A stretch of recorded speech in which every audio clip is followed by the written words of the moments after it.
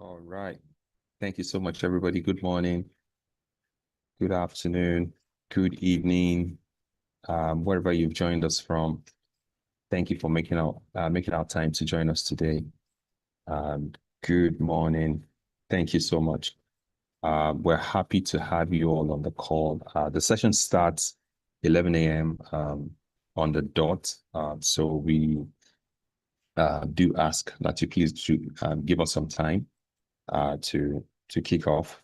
But in the meantime, would like to know where you're joining us from. Please feel free to in the chat where you're joining us from. I've seen colleagues from the industry. I've seen some of our customers. I've seen very notable people on the call, but we like to just meet everyone. Let us know where you've joined us from. I've seen people from some of our customers in Abuja. I've seen people from Ogun State. Oh, Titus. Okay, Titus from Somalia. Titus, good afternoon or good morning. Thank you so much. Amira, Omalola, thank you everyone who had joined. Thank you so much. Titus, how is it in Somalia today? Thank you for joining us. Okay, Aramide from Lagos. Lukman in Edo State. Thank you so much. Thank you, everybody. Please just continue to put in the chat. Okay, yes. I see Pius in Uganda. There's Neko from Abuja. Thank you, everybody. Yes, John Paul, thank you. So as much as you join, please just continue to drop the location where you're joining us from. I would like to, from Nairobi. This is impressive. Okay, from Somalia again. Thank you so much, everybody. Unisa from Lagos, Leo, Chinedu from Ebonyi. So this is impressive. So we can see that everybody's joining us from all over the world to join the conversation today on fraud, chargeback, mitigation.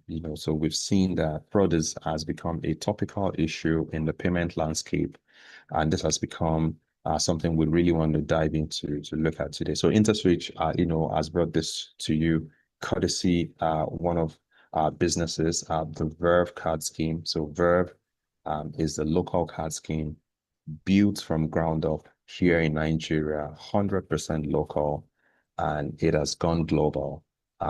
Today, Verve is in operations in Kenya, so I can see representatives from Nairobi here already, in Uganda, in Ghana, in Senegal, across board. So Verve is really making its stride across Africa. So we would start the session in details shortly. So we're just trying to get a few of our speakers in. I'm sure they're already making their way to the lobby. So thank you so much for joining, everybody. Felicia from Abuja, thank you. Also, Q&As will be made open for you to drop your questions. So if you have questions you want to ask us during this session, so please feel free to give us your questions in the Q&A. We'll be happy to take those questions from there, so thank you for joining us, everybody. Thank you so much. So just in a few minutes, we would kick off.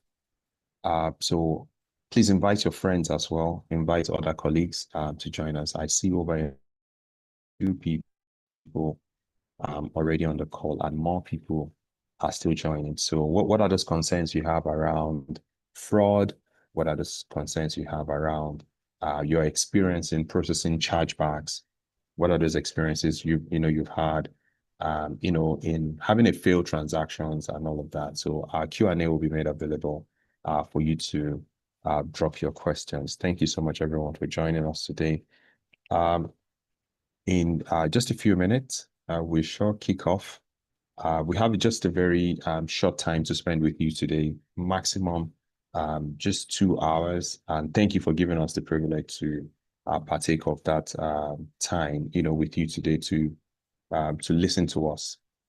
So from wherever you're joining us, we will be looking at this topic along, along the issuing components, acquiring and merchants, use cases.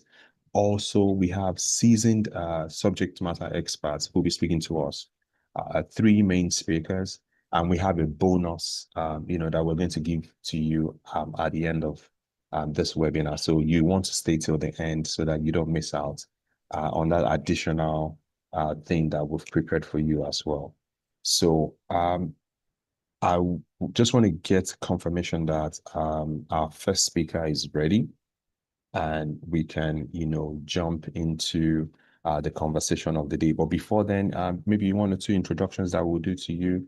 We want to introduce Verve to you. Like I said, this webinar is powered by InterSwitch Group.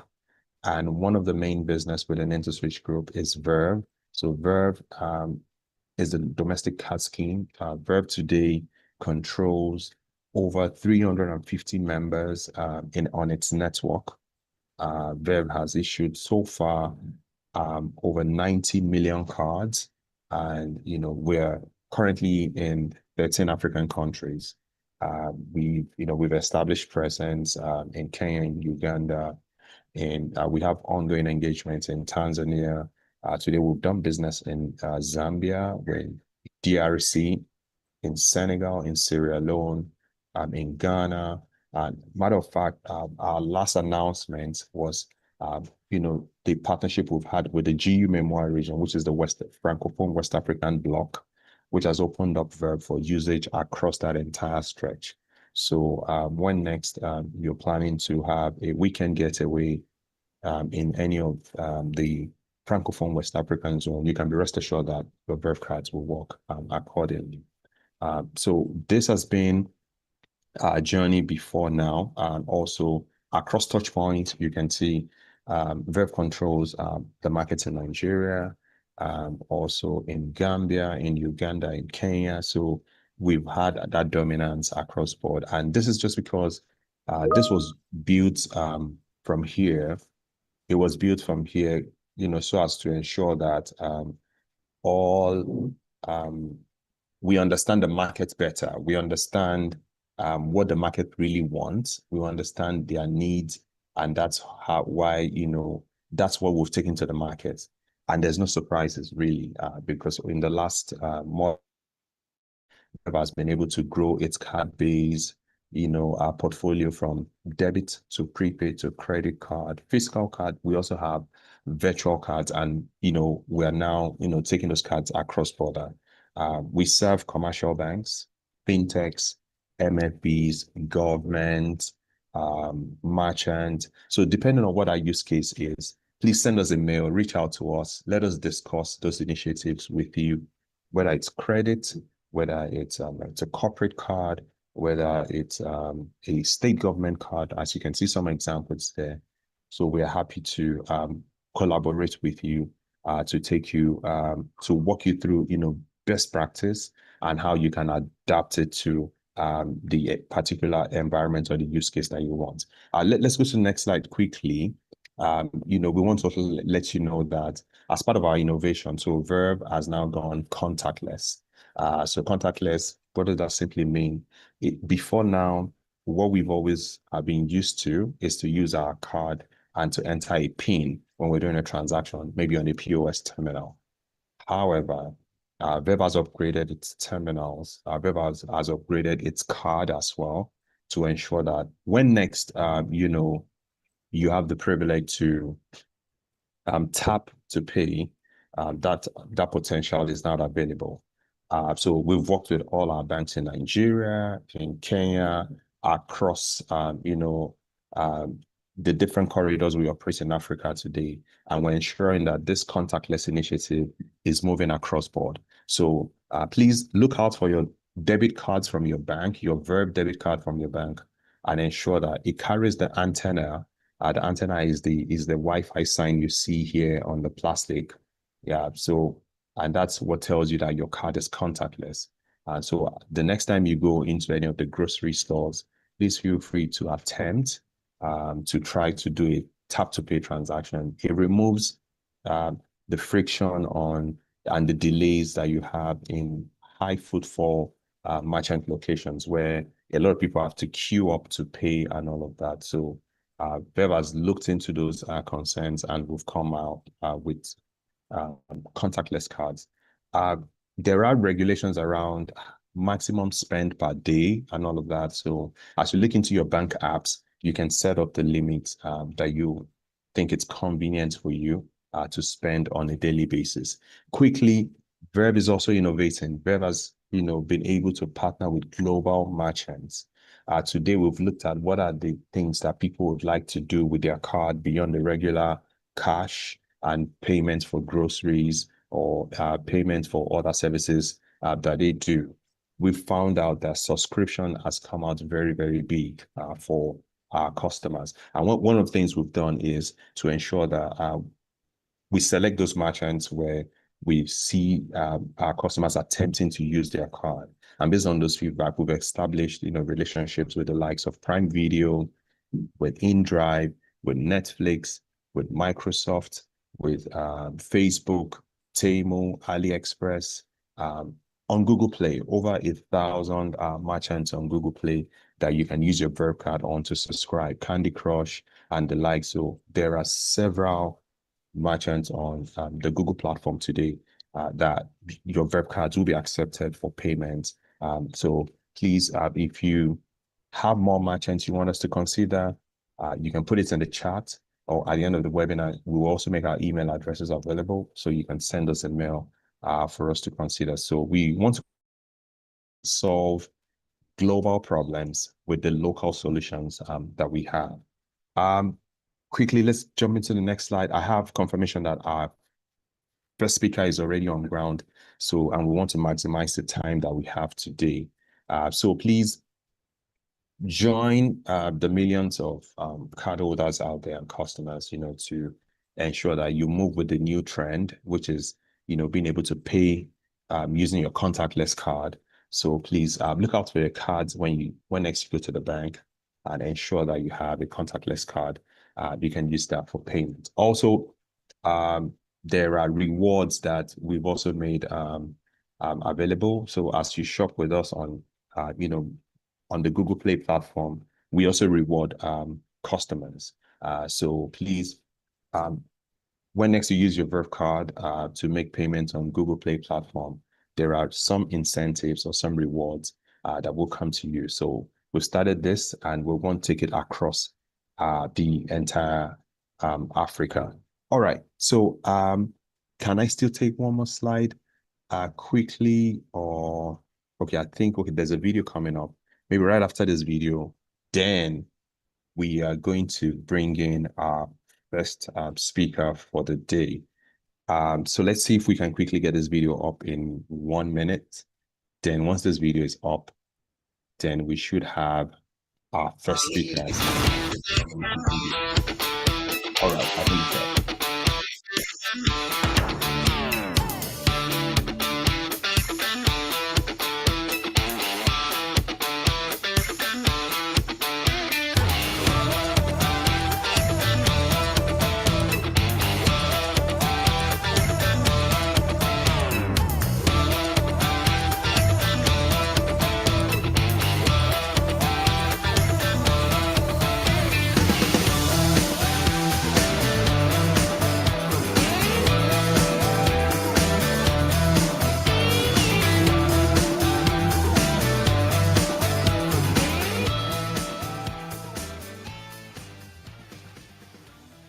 All right, thank you so much for that video.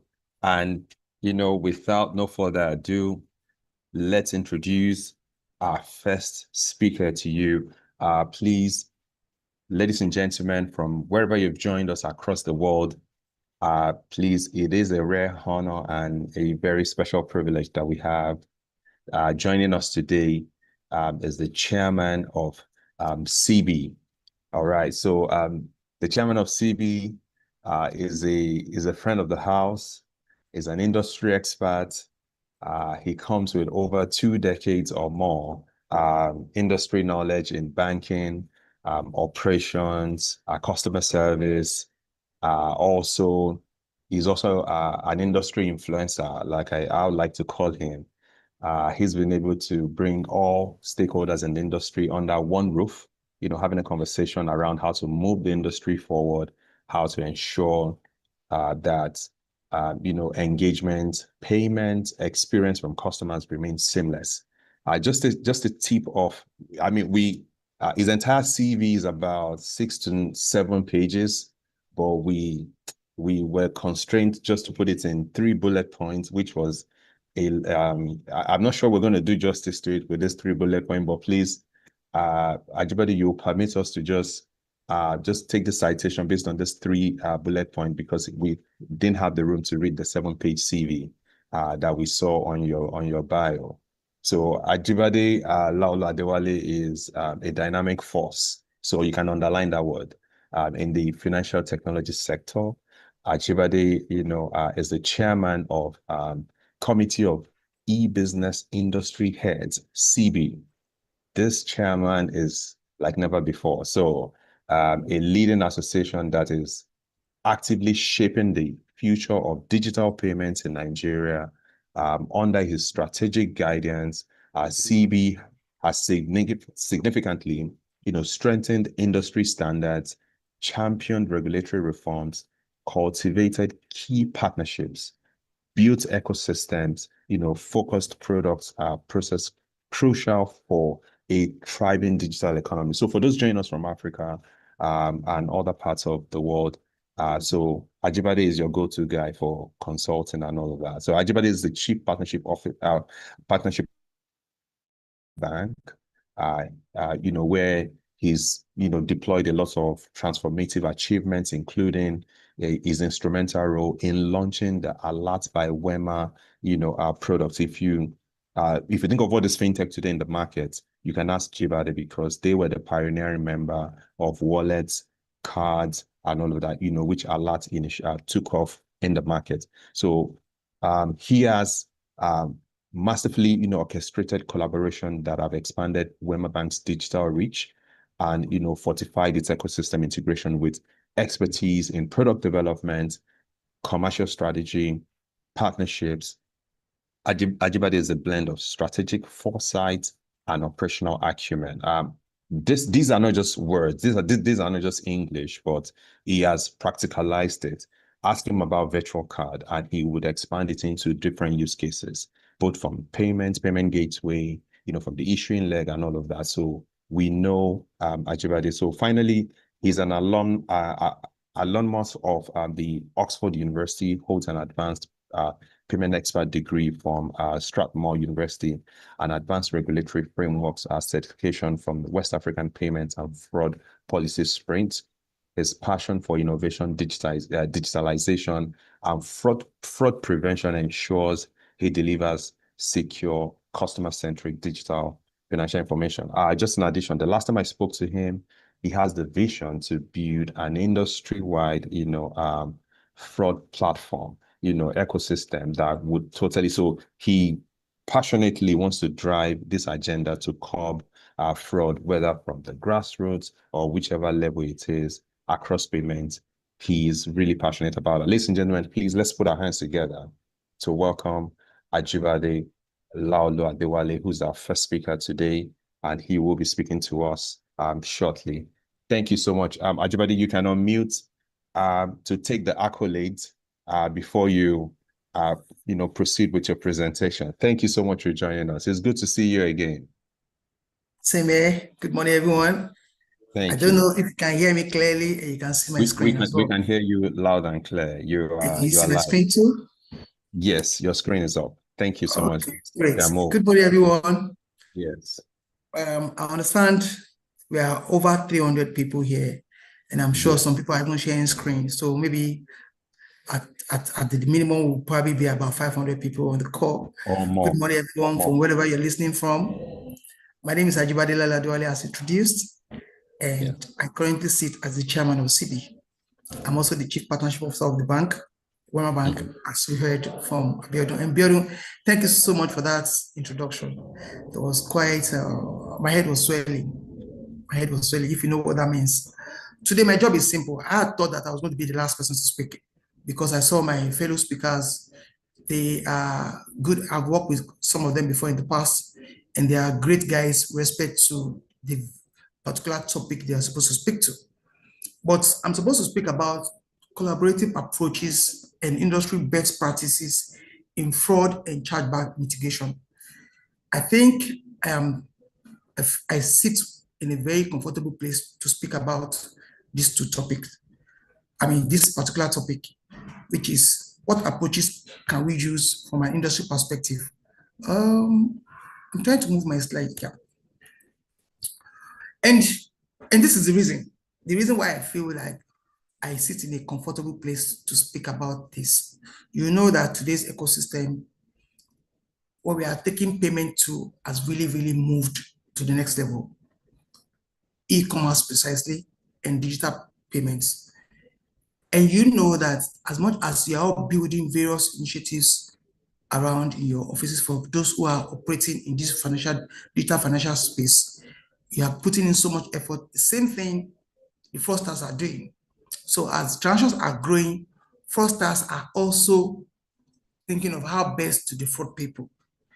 Now, consumers are also demanding for more seamless and secure payment experiences. So they are asking for more. What that means is that the other side, it will be growing higher. And the extension of that means that fraud and chargeback mitigations is no longer that tactical necessity. It is a strategic imperative, that it's something that we must all do, and one that demands foresight, industry collaboration, and adoption of best practices. So it's no longer the way that we used to do. It shouldn't be the way that we do it in our small offices. We need an industry approach to tackle some of these things. And why does it matter now? Like I mentioned earlier, card not present transactions are growing globally. First-party misuse growing. What that means is that, yes, it's not a third-party fraudster that is trying to defraud. It is the same customer, whether consciously or unconsciously, trying to defraud you. And poor dispute wins rate. Globally, I saw on the internet that it's less than 20%. When you have a dispute, the likelihood that you get your refund is less than 20%. That's what it means. Local and global schemes introducing new framework. And these are the reason why that industry collaboration matters now. It's not only Verve, including the foreign cards in Nigeria, and because I'm speaking to people around the world, the local schemes and global schemes are introducing new framework to see how we can stop fraud, genuine fraud, and the third party, the first party risk fraud. The challenges fraud and chargeback mitigation has had in the past: asymmetric evidence and slow data flow. What that means is that the issuer, the bank that issued the card, is not saying some of the things that the merchant is saying. The bank is not saying the device the cardholder is using the card on cannot see the CCTV that is in the merchant's place to see whether the person who has come to withdraw or who has come to use that card precisely, in this case, is the right customer. The merchant too can see all the security that the bank, the issuer, has put into this. First-party misuse, that friendly fraud. And we saw that, especially for those in Nigeria, we saw that a lot in January, when everybody who left Nigeria, who came to party with the big dirty December, when they go back to their various places, the next thing was to start claiming that they were the one that did the transaction, even when they were the ones that did the transaction, whether it was a genuine situation or they just wanted to act funny. So I went somewhere. Sorry? Somebody talking to me? Okay, can you mute if you're not? Okay, please do mute your mic. Admin? As you join. Admin, please just help us check. Chigozie, please, can you mute? All right, thank you. All right. Chamo, you can continue. Thank you, Abi. If you can also help me dedicate someone who kindly mutes. You know, at times our hands might go to that or mute button to unmute so that it doesn't interrupt this conversation. Thank you. Like I mentioned around the first party misuse, I described what that means before. It's the real cardholder that has done this. It wasn't really a fraudster. But the person has gone back to the issuing bank to claim that it wasn't me that did this transaction. The cross-border complexity, there is change in time zone in different countries, but because cards can be used or payment instrument can be used in different location jurisdiction. So, but the time zones can affect, and because we also have different laws in Nigeria, maybe for you to get back to the merchant or to the cardholder or to the issuing bank or to the acquiring bank, it should take 3 days, 7 days, depending on the law. In another country, it could be 21 days. And so those complexities can also cause a lot of problems. Operational overload for SMEs. Some SMEs are quite small. They don't have departments that will help them with reconciliation or chargeback mechanism. So even when you are pushing for chargeback with the merchants, they are not coming back to you in the right time. And these are challenges that we have seen. And fragmented domestic escalation. Let me use Nigeria as an example. Before we had the central bank's industry dispute resolution platform scheme, where we use, if you have issues on this platform, you have to complain to a particular platform. If you have issues on this platform, you have to complain to a particular platform. I don't know if that is how it is in different countries across Africa, but what Nigeria has done is to develop a centralized one, whereby regardless of wherever you have issues, whichever scheme that you have issues with, or switches, or payment solutions, or service provider operators, you can go to that platform and go and lodge your complaint. The owners and the responsible officers in those organizations, they are supposed to see it and respond to it accordingly. So I think we have taken it a step further in that case. And the strategic imperative that I spoke to the first time was around fraud is no longer a cost of doing business. It's something that you must factor into your business. And direct threats to business continuities, it is brand trust and financial stability. Because if your system is deemed to be porous or fraudsters can easily penetrate through it, people will leave your brand. So this is something we all need to look at. It must be elevated to the boardroom level. So I believe that it shouldn't be the shop floor guys that should be discussing fraud. The organization at the board level should be concerned around fraud and the implications of not mitigating it at a very low level. Integration into the enterprise risk framework. And in that case, because it's now a boardroom conversation, the fraud management and prevention, which includes the collaboration with industry and the various strategic processes, must be implemented as part of the enterprise-wide framework. And it should be guided by data. It should be a data-driven decisions. So some of the things I will be speaking to right now will include the strategies, in my opinion, that I think we can implement to get to this destination. And so I said fraudsters are collaborating. And so therefore, we must collaborate. You need to see the way fraudsters are collaborating. They have the same WhatsApp group. Meanwhile, the operators, we don't have the same WhatsApp group. We are not even doing as much to see how we can take fraud out of our system. An isolated approach to fraud mitigation is no longer effective. The complexity and scale of today's threats necessitates collaborative approach. So we have to come together. We need to keep talking about it. I want to say thank you to Verve for organizing this, because it starts from this conversation. When we are aware that we have to have this conversation, we have to be together, we will now start building solutions that can help industry. Like Beardy mentioned the other time, we at CB are trying to build solutions that will even trap the funds in the fraudsters' accounts. Yes, we know that it's not all the cases are fraud related. Like I mentioned earlier on, there's a friendly fraud, which was completed by the cardholder, maybe genuinely or unconsciously. He did that transaction, he may have forgotten, or he may just want to claim a chargeback itself. So industry-wide data sharing, we need to share data with each other. And like I mentioned, that was why we created that solution in Nigeria. Are we using optimally? Are we doing the best that, are we putting it through the best that I can do? In other countries, do you have similar solutions? If you don't have, then I think it's high time we build, or you build one for yourself, so that you can have that seamless integration between all the operators, and they can be talking, they can be sharing data. Partnership with regulators and law enforcement agents. We've done well with that in Nigeria, but I still think that there can be better ways. This partnership with law enforcement agents, we're not taking it to the next level, because we need to get to a stage where Asian countries have gotten to. You know all the stories around if you carry drugs, or if you do drugs in some Asian countries, or if you do fraud in some Asian countries, then you have to pay the ultimate penalty. Maybe I'm not soliciting for ultimate penalty, death penalty for people, but at least the penalty must be clear, so that whenever anyone sees fraud, the person will run away from fraud. And it has to be cross-functional team. The risk team, the tech team, the operation team, the customer service team, the legal team, including the business team.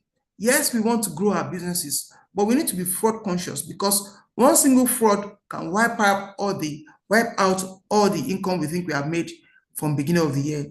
And we build payment ecosystem partnership between the issuer, the acquirer, the processors, the fintech, the card schemes, the switches, everybody involved.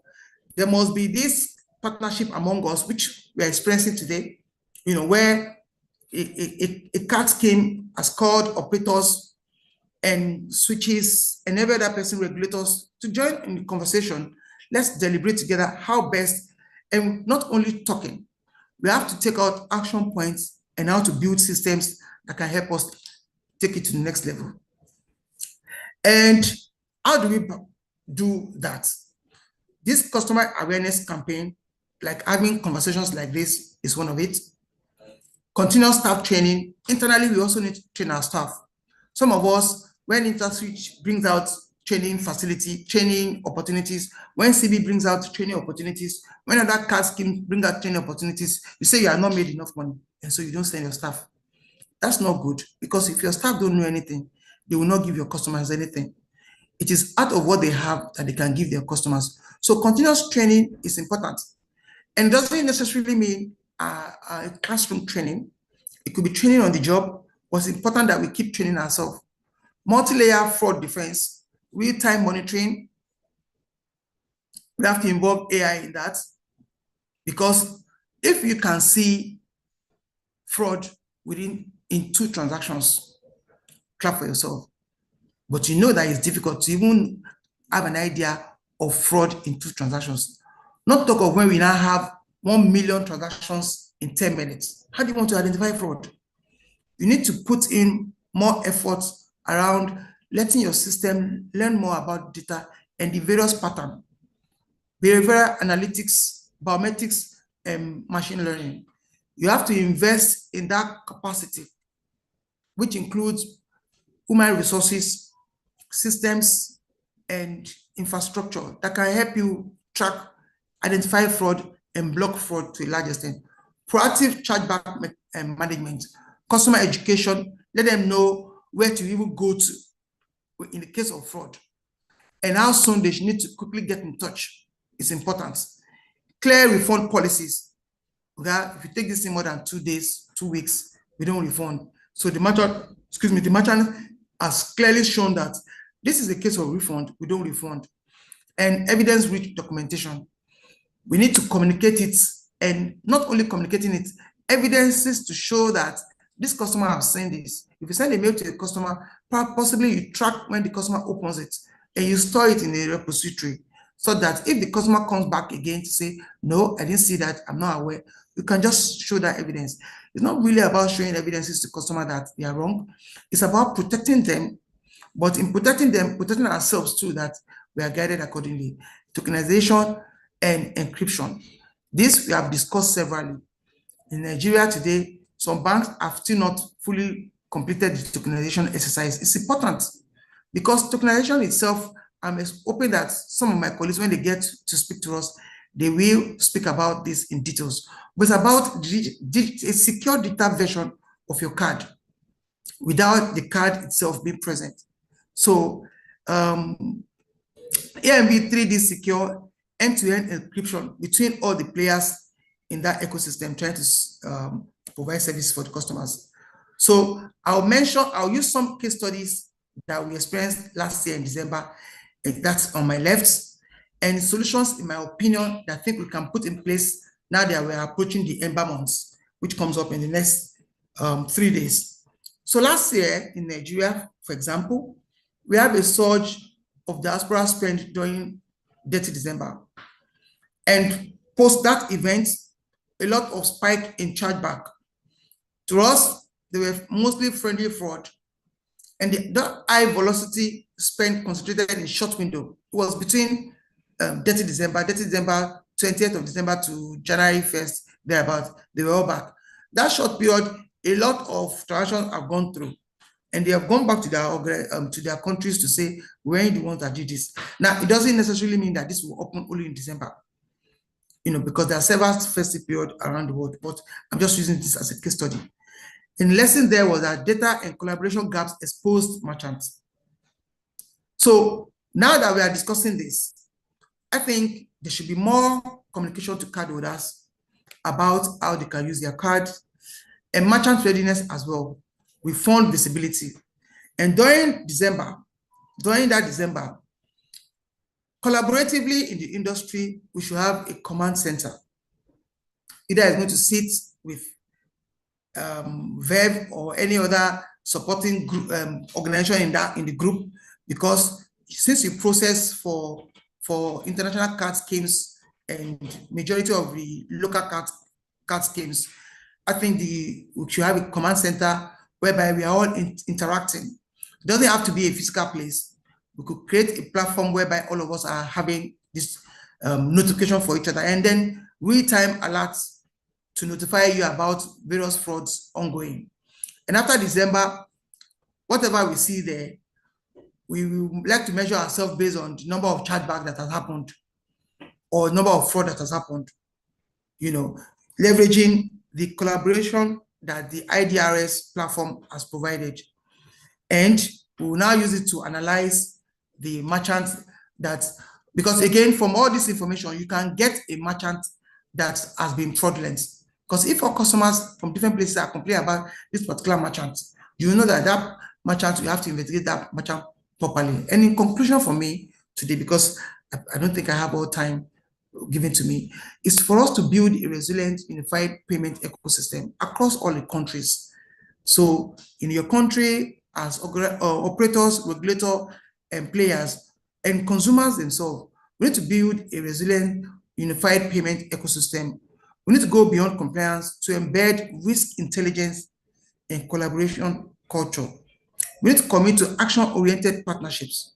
When we are building partnerships, it has to be action-oriented. What should you be doing? What should I be doing towards ensuring that you have a lesser risk, because I'm not sure we can raise fraud everywhere. As we are solving this problem, some other fraudsters are rethinking. It's not a one-stop fit all, and I don't think fraud is something that you can stop today and say you go back to sleep. No, constantly, because the environment provides for us to keep innovating. The consumers want us to keep giving them more innovation and more payment opportunities and platforms.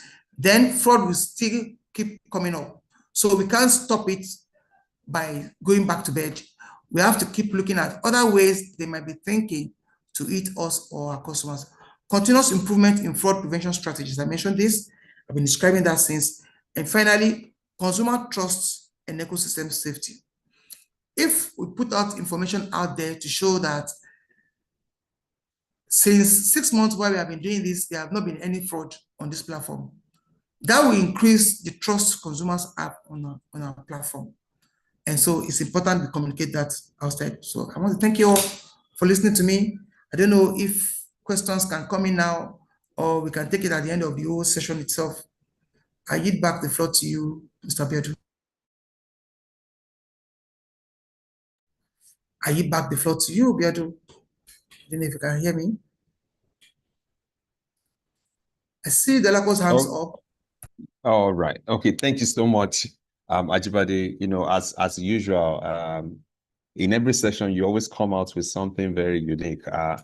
I've taken a lot of notes here. If you see me, just keep looking by the side. So I was taking a lot of notes. So And I'm sure I'll have the privilege to compare these notes again with you, but maybe just to read out a few things, to the audience.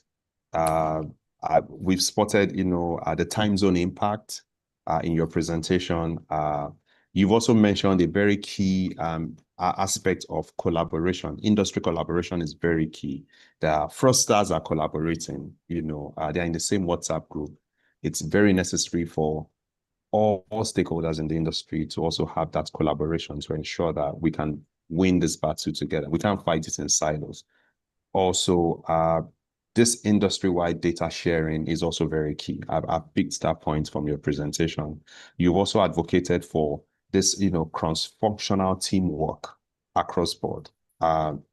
Partnerships with law enforcement and regulators.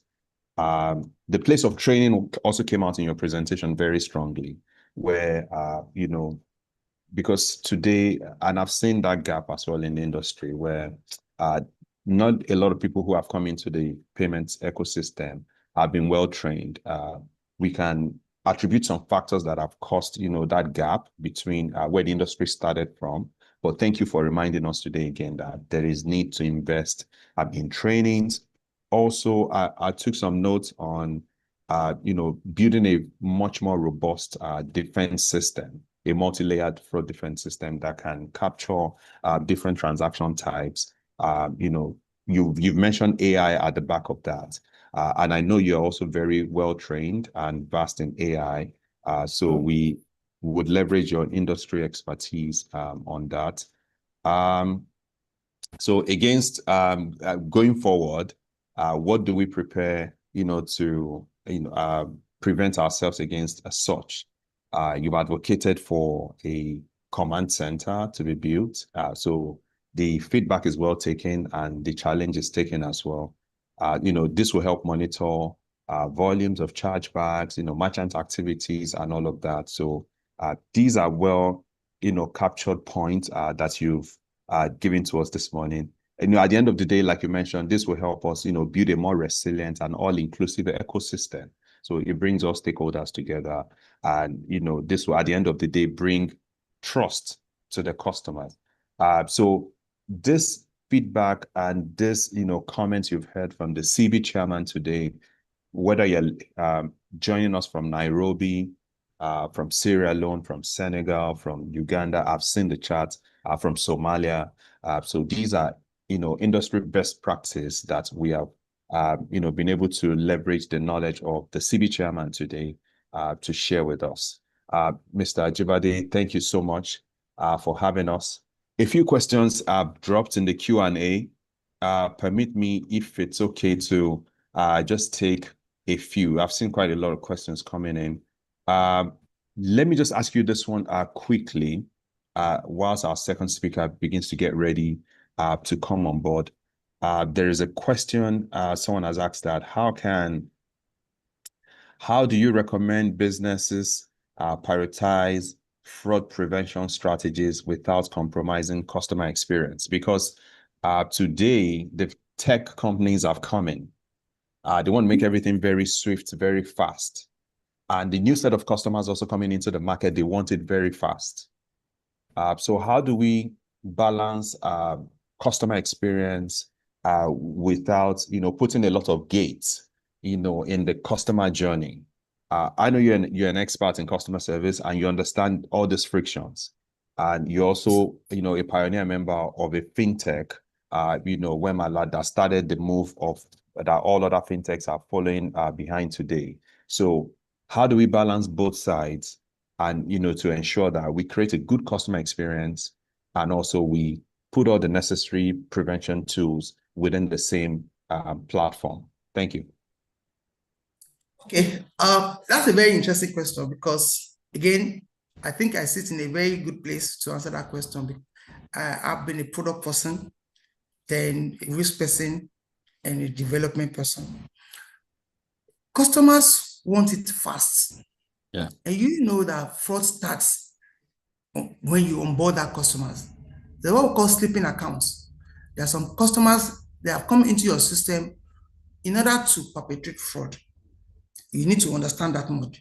And in building seamlessness for your customer, you also need to know that There might be a third-party fraud, or there might be a friendly fraud, whereby the customer himself is the one that is trying to perpetrate this fraud.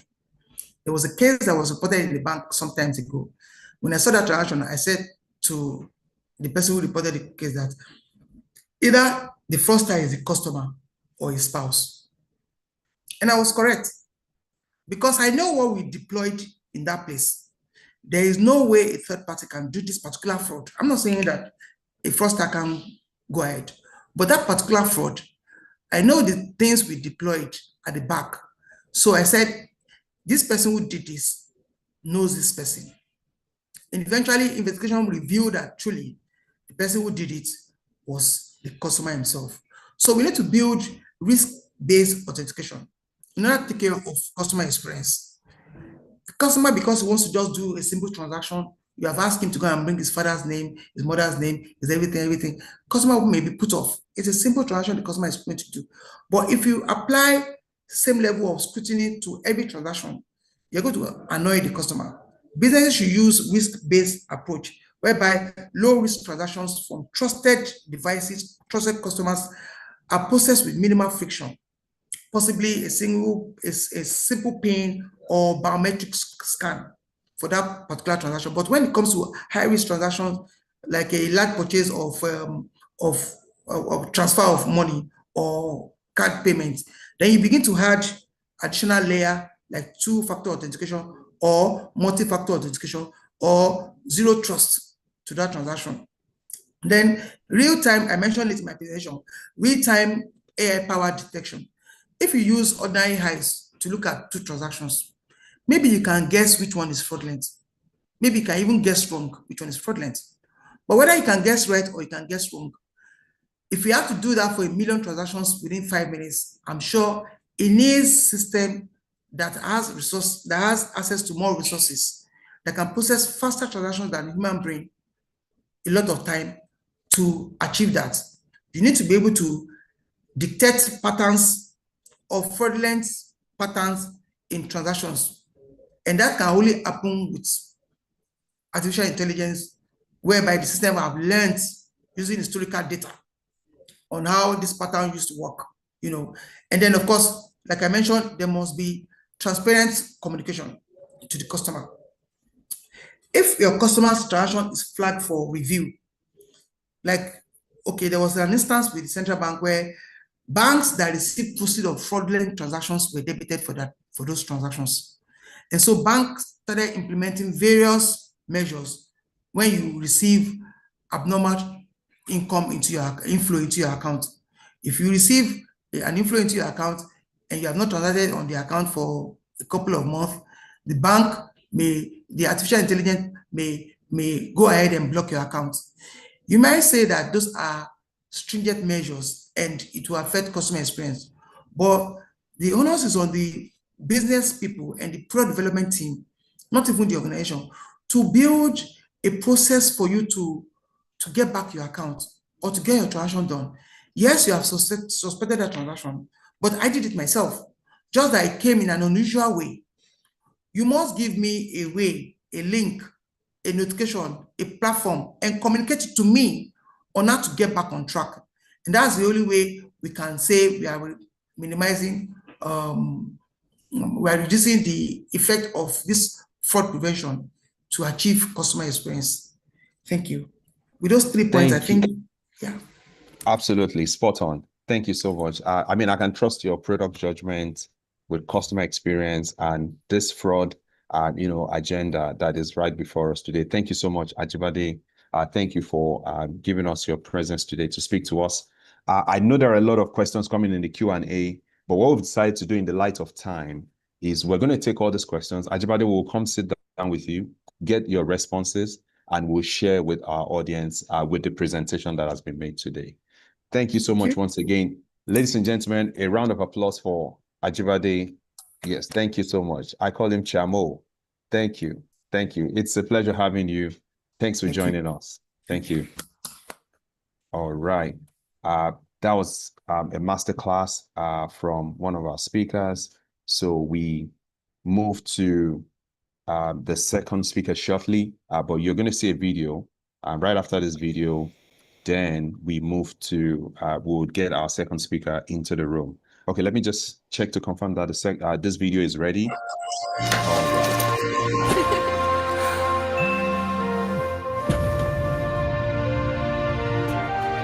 If more has always been your destination, trust Verve to get you there again and again. Experience seamless payments for your moves with Verve Card. Ask your bank for a Verve Card today. Verve. Enjoy the good life.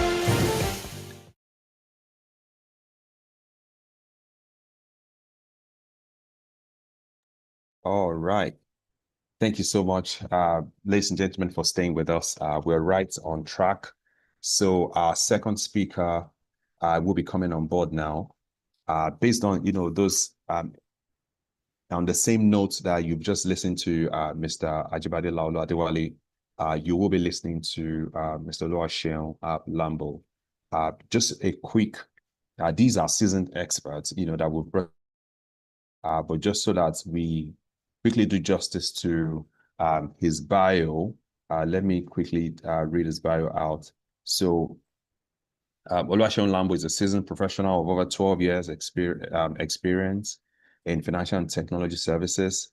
His expertise spans, multiple domains, including web acquiring, e-commerce, payment operations, digital payments, and process design. So a result-driven and self-motivated individual. Seun is recognized for his high level of integrity and commitment to excellence. I mean, I can attest to that because we know Seun very well.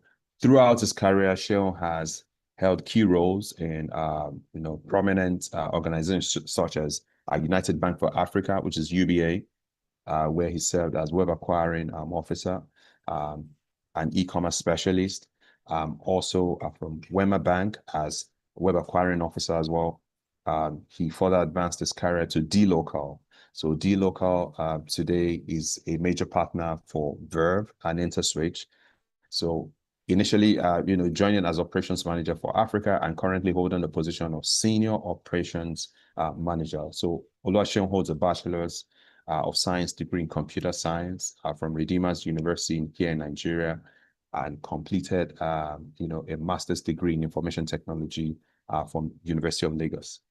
He's also skilled in data analytics, SQL, digital business development, and amongst other competencies. Oluwaseun also, a major driver of web payment aggregation in Nigeria. He's done quite a lot of remarkable initiatives, that we couldn't put into this deck, this citation today. But ladies and gentlemen, let's give it a privilege to hear directly from Oluwaseun Lambo, who's going to be speaking to us today, this morning, on his topic, focused on the theme of fraud and, chargeback mitigation. So, Seun, I'm just checking the room just to be sure that you're on the call, so we can see you and have your presentation. Yes, hi, Bill. I'm here. Hi, everyone. Okay, awesome. Is your video on? I haven't seen that. Let me just check again. 1 second. I heard you just now. Let me Okay. just checking. Also confirm that you have access to share your screen. Your presentation can come up. Just a second. I'm going to try and share now. Okay.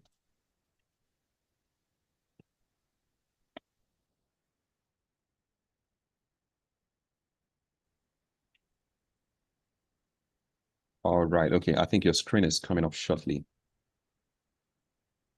Okay. Perfect. Okay. All right. So, Seun, you have the floor. Also, if you can put on your camera, if it's in a very convenient environment, it's okay. So our audience can also put a face to the name, and you can, go ahead with your presentation this morning.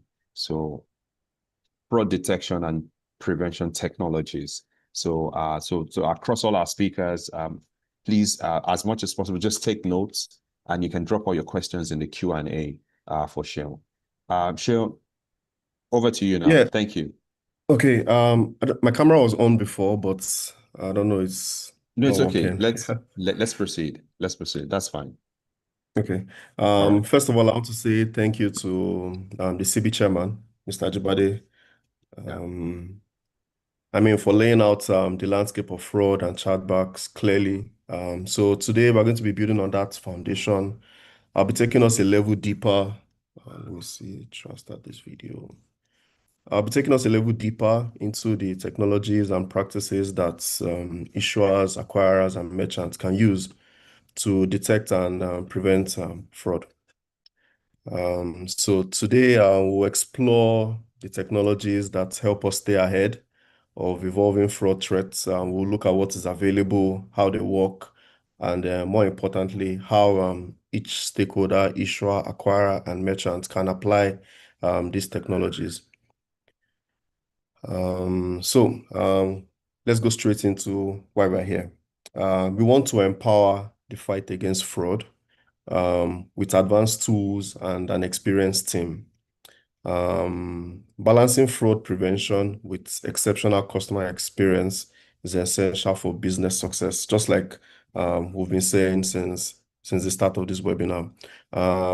Fraud is evolving, and in terms of sophistication, velocity, and scale, fraud is growing rapidly. I'll just touch on this a bit in terms of sophistication. I mean, fraudsters are now using social engineering a lot.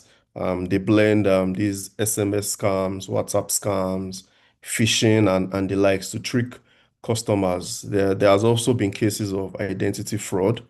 In Nigeria alone, we've had EFCC arresting multiple individuals, companies that are selling personal data belonging to individuals. I mean, they go for as cheap as let's say 5,000 naira, maybe that's close to maybe $3. And for that amount, your NIN, your BVN, all your important information could be sold. So we've had cases where these things are happening, where websites are being shut down that are masking as identity verification sites, stealing user information. When we say fraud is evolving in terms of velocity, most of these payments operate on real-time settlement, so there's very little time for intervention in cases of card frauds. So in terms of velocity, that happens, the speed at which money moves is really quick. In terms of scale, there's a digital adoption these days, and there's now a surge in mobile penetration, cashless policies, which means that fraudsters have a larger pool of digital customers to target. Friendly frauds has also increased alongside this e-commerce growth.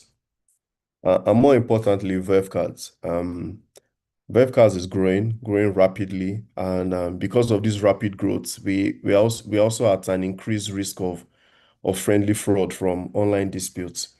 And now some of us might say, okay, how about 3DS? 3DS is preferred in terms of fraud, but what happens when a large profitable business does not want to demand this kind of authentication in processing? You understand? So the legacy controls that we do today is no longer enough. There is a need for much more layered and more technology-driven defenses to take care of fraud and chargebacks. So now we'll go into the fraud detection and prevention technology categories. When you think about fraud prevention and technology and detection, there are about three major categories here. You have the rules-based system, you have the machine learning, and then you have hybrid system. So very quickly, rule-based systems are easy to deploy, but they are rigid.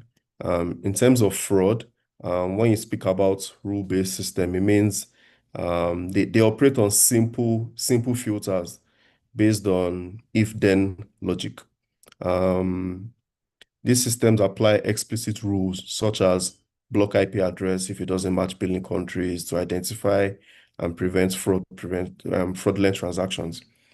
Basically, rules-based systems act like gatekeepers with a checklist, and they can quickly flag fraud attempts. Now, apart from rule-based systems, we have machine learning. Machine learning in fraud prevention can be defined with several categories that reflect how each machine learning model works. What does this mean? So in terms of machine learning, we have different models in machine learning to prevent and detect fraud. Now, how you apply these different models would what would define machine learning in fraud prevention. And then you also have hybrid system. Hybrid system basically means combining both rules and machinery for maximum effects. So you can think about fraud prevention like an airport security. You have multiple checks at different points to make it harder for these bad actors to slip through. We're going to touch a bit on the different kinds of technologies, and we'll explain under which category they fall in. So in the next slide here, you would see different examples of rule-based systems, different example of machine learning, and then the hybrid systems. Now, on the screen, you can see business rules, positive and negative lists, stop loss rules. These are all just the kind of technology you can apply to detect and prevent fraud in different cases. When I say cases, in different situations, like as an issuer, as an acquirer, as a merchant. And all these are very good, but the most effective method here is the hybrid system. Hybrid system means combining things like velocity rules and machine learning to detect and prevent fraud.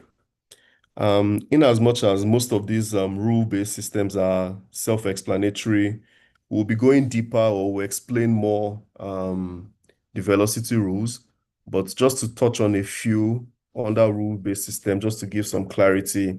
When you have business rules, it just simply means customized rules per merchant or industry. So as a business, you can customize the rules that you want to set for your transactions. And when you have positive and negative lists, that means you can whitelist or blacklist card information. If you don't want a card to process on your system, you can straightforward blacklist it.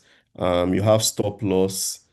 Stop loss usually is the kind of rules that blocks unusual high transactions. So for instance, if you have a merchant like let's say Netflix that processes transactions in the amount of, let's say, 8,000 nairas. Now you see something maybe higher than that, or unusually high, you can have stop loss rules in those situations. Brand mandate compliance simply means following the brand rules. Visa, MasterCard, Verve, they all have different retry rules and mandates that you can follow. It also helps to curb some of this fraud. You have retries and risk limits. It simply means limiting attempts per card or per email. Compliance is similar to brand mandate rules, but in every region that we're in, the regulators have their own set of rules and sanctions. So you also have to follow that as well. Attack mode simply means emergency protective rules during targeted fraud waves. So if I will go into machine learning risk models, so usually you should have machine learning rules or a risk rule for scoring fraud detection. So if you apply rules that will give you a score or a risk score, you can determine if that's going to be a high risk transaction or not. So yeah, these technologies basically work together to balance fraud prevention and also maintain a positive customer experience. We need to reduce financial losses and improve conversion rates by keeping chargeback rates low. So in the next slide, I will explain a bit more about velocity rules. And then we can go into other machine learning rules. So velocity rule is one of the most powerful rule-based fraud prevention technology we have today. It basically just monitors how often a single email address attempts to purchase using different cards. It could be anything. In online transaction fraud prevention, velocity refers to the rates or frequency at which each specific action or transaction occur within a time frame. Now, I know a lot of issuer banks use this today and it's really effective now, but it doesn't stop there. Velocity rules monitor these patterns to detect anomalies or suspicious activities. So I put an example here. Here you see on the left of the screen, you see streaming, Showmax, NG, same card, different card, 2 days. So if I try to break it down, if you implement a velocity rule today, you can implement this based on a business category, based on a merchant, based on the information you get from that transaction, maybe email on the PAN, and then in 2 days. Now, this sample rule that I gave here is monitoring how often a particular email make attempts for a particular merchant. Now, you see streaming. Streaming means the industry where the particular rule belongs to. You see Showmax. Showmax here is just an example. Showmax here is a merchant offering subscription service in Nigeria. And then you see same email, you see different card, and you see attempts in 2 days. That's the ATT today. Now, if you implement a velocity rule like this on your side, and a user comes with a different card in a space of 2 days to make a payment, your velocity rule is going to pick it up and flag it as something for you to watch out for or look out for. You understand? So, I mean, this is a streaming platform and it's supposed to be a monthly or recurring payment. So if a user with the same email is coming with different cards, it's a red flag for you to look out for. Now, velocity rules you can apply across different industry, across different merchants, or for different reasons. This is just an example. And another example is, or let me just explain the logic here. The system logs email and card details for each Showmax transaction. This is referring to the example I gave earlier in the former slide. Now, if the same email uses a different card within 2 days, the count will increase for each new card. So if the threshold is set, maybe you set a threshold for 4 cards, and that count keeps increasing. Once it reaches the threshold, the rule will trigger, and then the action here will be what you set. You can reject the transaction, or you can flag it, or you can choose to allow it. What I've also seen over time is, and this is something that some issuers can do, issuers can ask merchants to implement velocity rules on their end. I've seen a major issuer in Nigeria request a merchant in the past to stop their cardholders from having to do more than 5 transactions in one day. And if the amount for a particular merchant goes over, let's say 100,000, also stop it. Meaning, if the count is reached, maybe an issuer card has done 4 transactions and the total amount has gone above 100,000 naira. The issuer has said, stop the next transaction. If a user has done 5 transactions in a day for a particular merchant, the issuer has also said, stop the next transaction. So in an attempt to stop fraud or from getting out of hand, they have said in a day for a particular merchant, don't let our cards do more than 5 transactions, or don't let a single card holder do more than 100,000 naira in a day for this merchant. So it's another avenue for issuer to explore. Issuers can speak to merchants or acquirers to apply velocity rules on their side as well. And then machine learning, which is another category here for fraud detection and prevention. I'll quickly start with this quick definition. Machine learning is a subfield of AI that focuses on developing algorithms and models that gives computers the ability to learn from data, identity pattern from within the data, and make decisions based on their learning. Now, you have 3 different types of machine learning in fraud prevention. You have the supervised, you have the unsupervised, and then you have the reinforced learning. I'm thinking of the best example I can give here without having to go in depth into all these definitions. So for supervised machine learning, you can think of it as sorry, give me a second. Okay, think of it as a student learning from a teacher for supervised machine learning. The teacher provides the students with a set of problems and also gives the students the correct answers to that problem. And then the students with these examples they can learn to recognize pattern, or when they face a new problem, they can go back to their previous knowledge to find the correct answer. So supervised learning is I'm giving you a set of decisions to make. I'm giving you the correct answers. So whenever you see some sort of transaction coming with this particular pattern, this is what you should do. In unsupervised learning, it's a type of machine learning which the computer learns to identify patterns or structures without being given an example or correct answer. So this is similar to how detectives solve cases.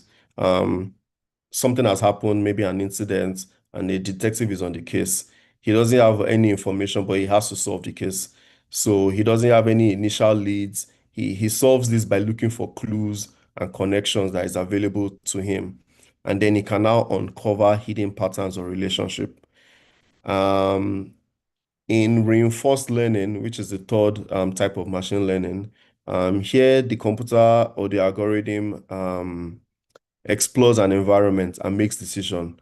For each decision he makes, he receives a feedback. Now, what this means is that you can think of it like it's like a trial and error model. The goal here is to learn the best strategy or policy to make decisions that maximize the rewards over time. It adapts, it improves, and based on its feedback, it knows what to do. So it's like training a dog. If the dog does well, you give it a treat. If it doesn't do well, you tell him you put it off. And the good thing about reinforced learning is every mistake it makes, it keeps it in record. So it doesn't go that approach again until it finds the best strategy for its approach. That's what it does. In machine learning, the risk model for card payments is designed to adapt to new fraud patterns through a combination of continuous monitoring, data-driven feedback, and refinement of its algorithm. Now, we might be wondering, how do we get all these tools, or how do we get machine learning on board, or rule-based system or hybrid system? So there are tools out there today that basically does all these things and puts control into you as either the issuer, the acquirer, or the merchant. So before you get any fraud detection and prevention tool, you need to make sure that it has most of these functionalities, and you have the full license to customize the rules you want to set for your business. So how is machine learning used in fraud prevention? Is used generally based on its ability to analyze large quantities of data, to identify patterns, and also to adapt to new information. Some common application of machine learning in fraud prevention includes just what I've listed here. You have anomaly detection, you have risk scoring, you have continuous improvements, and also you have hybrid system. Just like our chairman mentioned before about risk scoring, machine learning models can assign risk scores to transactions or user accounts based on various factors like amount, location, frequency, and past behavior. A higher risk score indicates a higher likelihood of fraud, enabling organizations to prioritize their resources and focus on specific transactions or accounts that warrant further investigation. Now, these are just some of the things that machine learning can do. If you look at anomaly detection, which is the first one, it can identify unusual patterns from normal behavior in transactional data. So based on historical data, algorithms can learn to recognize legitimate transactions and flag suspicious activities that may indicate fraud. For instance, you can have a monitoring tool for your transactions or for your card transactions, and then a particular user that is used to doing small amounts suddenly does a very large amount transaction, at a very odd hour on a very weird merchant. So you automatically know that this can be potential fraud, and then you can investigate further. When it comes to hybrid system, which is number 4, hybrid system basically combine rules with machine learning. So you can combine velocity rules with machine learning tools to maximize fraud detection effectiveness. While rules handle predefined filters and known fraud indicators, machine learning models adapt to new and sophisticated fraud patterns that rules might miss. So basically what this is saying is some velocity rules can miss one or two things, but machine learning can pick it up. So that's that. Then using machine learning in fraud can be a powerful way for organizations to enhance their detection capabilities. They reduce the risk of false positives, and it improves overall security and customer experience. Machine learning adapts. Let me say it adapts in the sense that if you feed it correct data, it would work more effectively. So if you have real-time monitoring on your systems, if you have regular updates of new rules, and if you have continuous data collection, you can be sure that your machine learning will work the way it should. The most important thing is feeding it data and information. We'll get to that before the end of this presentation. So here we'll see a few fraud patterns that were detected and mitigated by machine learning plus rules-based system. So basically, this is what a hybrid system would pick up and mitigate. These are just some samples. I mean, fraud is diverse and different things can happen in different situations. We're not saying that these are exactly what a hybrid system would stop, but these are just some examples. Now, there has been attacks and foreign card abuse. What this means is a surge in transactions using specific foreign card bin across multiple merchants, often with the same email or device within a short time frame. I think we all know what bin attack is, but let me try to break it down a bit. Bin attack basically involve testing stolen card data or attempting to exploit a weak point in merchant flow. Now, you have detection and mitigation. In machine learning, which includes, you can have different models in this case. Now, models can flag patterns that correlate to high velocity attempts from the same email or device with multiple cards. What are we saying? If you combine a rule-based algorithm like risk limits that would indicate same email or different card, and then you add it to a machine learning model that detects bin attacks, you can be sure that when a bin attack happens on your card or your merchant or as an acquirer, this model will pick it up that will lead to automatic rejection or further attempts for that card. I'll give an example. Just some time ago, this year, some merchants like Shein, Starlink, and the like global merchants, they experienced some bin attacks on their system. This is from the merchant's perspective now. However, some of these merchants have machine learning on their end. So that machine learning was able to detect these abnormal velocity and patterns. And these rules were now implemented to block those affected bins. Do you understand? And user data effectively stopping the attack. Now you also have abusive velocity and card testing. It's another kind of attack that could happen from fraud. And here you have fraudsters attempting dozens of small value transactions just to test your system to see they are testing card validity or they are trying to exploit retry logic. When I say testing card validity, I mean they could have obtained a couple of cards and they are checking to see if those cards are still valid. So they will send small amounts of transactions just to see if they can get some kind of approval on your system. So if you have velocity rules and machine learning models, it will identify this kind of patterns. Do you understand? By monitoring the frequency for maybe an email or device or card. So you could implement a rule that says more than 40 attempts in 24 hours, that's obviously weird and a problem. So you can trigger that kind of rule. A typical example that happened was for a merchant.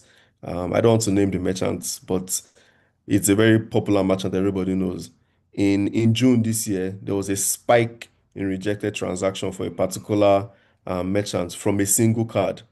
So it obviously means that somebody must have been attempting at different times with the same card. They're trying to exploit a retry logic for that particular merchant and see where they can find loopholes. So things like this happen. You have high value transaction anomalies. Sometimes you have single or multiple high value transactions that deviate from a user's merchant or a merchant's normal behavior. This often indicates that the account may have been taken over, or it could just be a large scale fraud attempt. So what are we saying? Every party in the payment chain has a role to play. It's not one team's job alone. Just like we emphasized earlier, there has to be collaboration between issuers, acquirers, and merchants. We need to share information between ourselves to be able to handle fraud that is happening on our platform.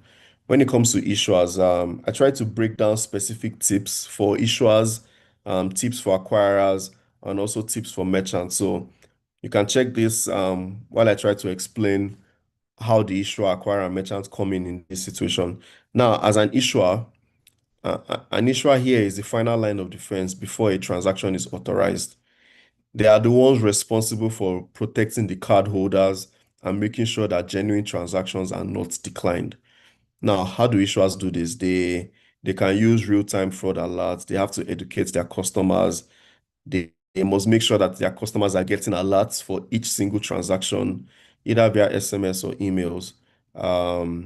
They can also analyze cardholder behavior and spending habits. Now, as an acquirer is the bridge between merchants and card networks.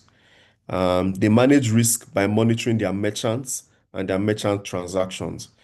Acquirers are the ones that would detect fraud at a merchant level, and issuer would detect fraud at the cardholder level.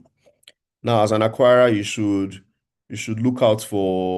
offer risk tools as a value-added service to your merchants. Now, if you have a merchant that is on board, maybe with your payment gateway, or you give them a solution, you should also try to enforce giving them some risk tools to use from your end, or expose them to these risk tools, or try to find out if they have these tools on their end and make sure that they are using it. They can share evidence with you, what they have, what they are using. And if they don't have any, you can recommend to them.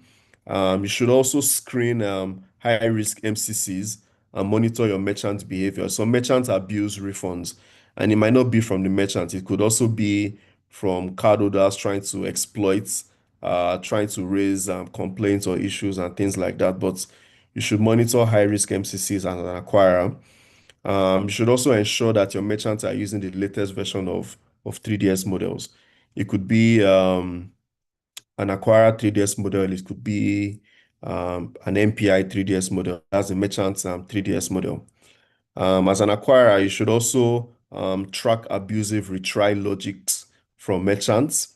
Some merchants can be very aggressive. Some subscription merchants can be very aggressive when they're trying to charge a card. You should also look out for those kind of merchants and try to limit those retries attempts for the merchants. And then you should also implement granular control as an acquirer. You should implement configurable fraud rules for each MID. Now, as a merchant, merchants are the first gatekeepers. I like to call them the first gatekeepers. They have the responsibility to balance fraud detection with customer experience to make sure that payers don't abandon transaction. Now, merchants are the ones detecting fraud at the transaction level. Merchants need to integrate fraud detection engines, most importantly, either from the acquirers or from the schemes, or have their own. They need to be able to track chargebacks, the reason for the chargeback, and then build custom fraud filters on their end. So this is where reason codes for chargebacks come in. It's important as an issuer that when you're raising a chargeback, you must also raise the reason code for those chargebacks. It helps the acquirer and the merchants to implement logics on their end to combat future fraud that could happen, especially around friendly fraud too. Merchants should also monitor and manage refunds and chargeback abuse. We have cases where users come back and say they didn't do this transaction, they want their money back. We need to monitor friendly fraud and implement rule-based system. Now we need to be stronger when it comes to these friendly frauds. And I say stronger because these bad actors are really, really trying to exploit friendly fraud behavior in transaction processing. And it could be very dangerous. They could get advantage, they could run away with money even though they've gotten service. Like you make a purchase, you've gotten your service, and then you go back and raise a chargeback that I didn't do this. Now, as an issuer, you need to ask more questions for those kind of transactions. You need to open an investigation for those kind of things. You need to share data with the acquirer, with the merchants, and we need to work closely together. You need to track repeat abusers. You need to flag accounts. If you detect that a user might be trying to beat the system, maybe he has done a transaction maybe a few months back and is coming back maybe after 4 or 5 months with maybe a court order, and he says he didn't do all these transactions and he needs his money back, he's demanding this and that. What you need to do, you don't cave in those kind of situations. Open an investigation, find out, work with the acquirers, work with the merchants, get as much information as you can.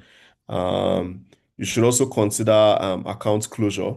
You should be able to track dispute patterns as well. So these are just some of the things that we can use to fight fraud at different levels. Okay. So now as part of our key takeaways, data is key for effective fraud prevention. We need to encourage merchants to share relevant transactional data to empower fraud tools. Now, these fraud tools, they are useless without data.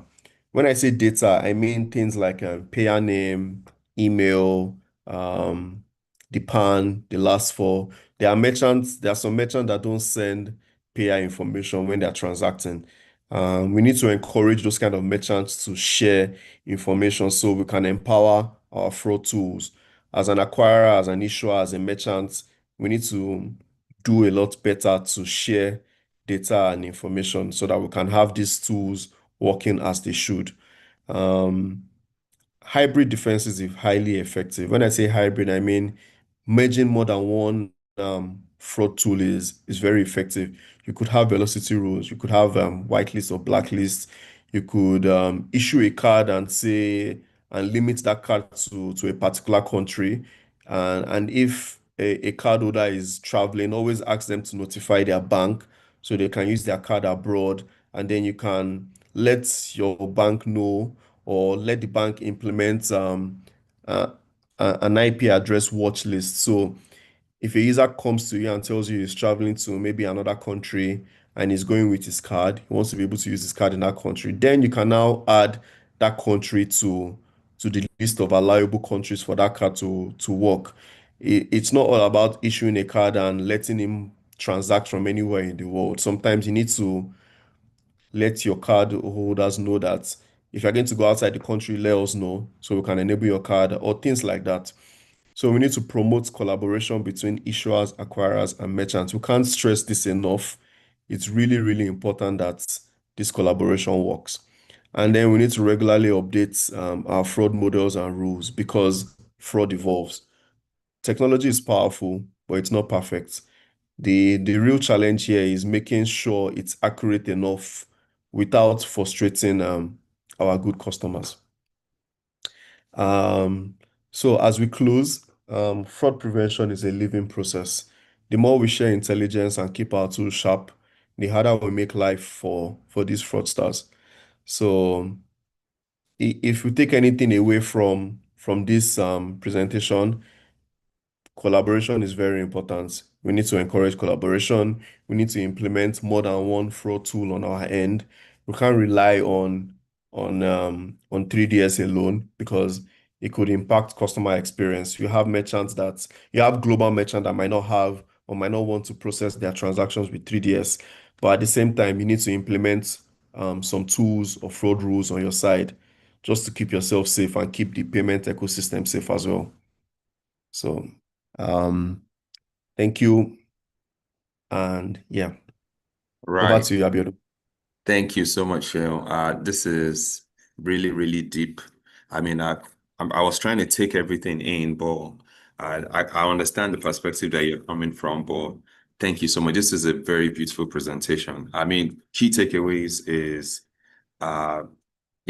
three major prevention technologies that we can adopt is the rule-based system, the machine learning, and the hybrid system. However, the hybrid system, comes out to be a more effective tool.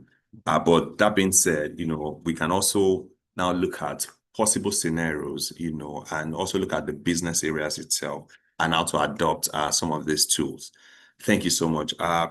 Because we are very pressed for time, Sean, there's just one question I'm going to ask you quickly. I think it's just in the chat. So it's more of an advice, maybe just from where you sit, today. I think this question is from Dennis. Yeah, we're in the early stage of establishing a merchant acquiring business at Centenary Bank, Uganda. What rules or policies can we implement within our suite to effectively, prevent and detect fraudulent transactions? So, there are still further presentations down the line, that I think would address this. Well, maybe Sean, if you just have one or two perspectives you'd like to share, and I'm sure as Dennis will listen to other speakers, this question will be adequately addressed in the further presentations. Sean, over to you. Okay. Yeah, I would say early stages of merchant acquiring business, you don't want to frustrate your merchants. So you would want to have the kind of tools that you can use for maybe like risk scoring. Risk scoring and velocity rules would work brilliantly for you. There are many hybrid tools out there from the schemes. I don't want to call names out now, but MasterCard has a very good tool. Visa also has theirs. So, but there are also a lot out there that can combine both velocity rules and risk model rules. So I think you should look out for risk model to work fantastically well for you. Risk model that can give you a transactional score, so you know which transaction is high risk or low risk. Yeah. All right, thank you so much, Sean. Sean, can we also seek your indulgence to stay on the call? I see that there are a lot of questions coming in the Q&A, so you can just take time out to respond to some of those questions directly or also in the chat. I've seen the chairman of CB, Mr. Jibadi, also responding to some of those questions. So if we still have you for the next 30 minutes, we'd like to ask that you please stay back and address some of the questions in the Q&A. Thank you so much for joining this webinar today, everyone. We still have one final speaker and a bonus that we promised that we're going to give to you before the end of this session today. This session is powered by Verve, and it's powered by Verve and InterSwitch. So we are very concerned about the fraud patterns in the industry, and I'm very happy our speakers have looked into that direction. So we have one next presentation coming to you, and I'm sure from this presentation you're going to take out a lot. But to get that presentation started, let's just give you a short video, from our partners ACI and InterSwitch Group itself. So InterSwitch continues to look at how to ensure that payment across Africa is seamless. It's part of our everyday life. It shouldn't be. We've worked hard enough to make money. How to spend our money should not be a concern. So some of the things that we look at InterSwitch on a daily basis, and across all our products suites, from Verve to QuickTeller to our PayPal outlet and all of that. So we ensure that how to mitigate fraud is also a major concern and is a major focus for us. Quickly, let's take this video. Then we jump into the next present while we get the next speaker ready. All right, let's bring up this video quickly. Then we proceed to the next speaker. So stage. Hi, my name is Mark Chanier, and I'm a principal fraud consultant at ACI Worldwide. How do we fight these risks while turning fraud and financial crime management from a cost center to increased revenue generator?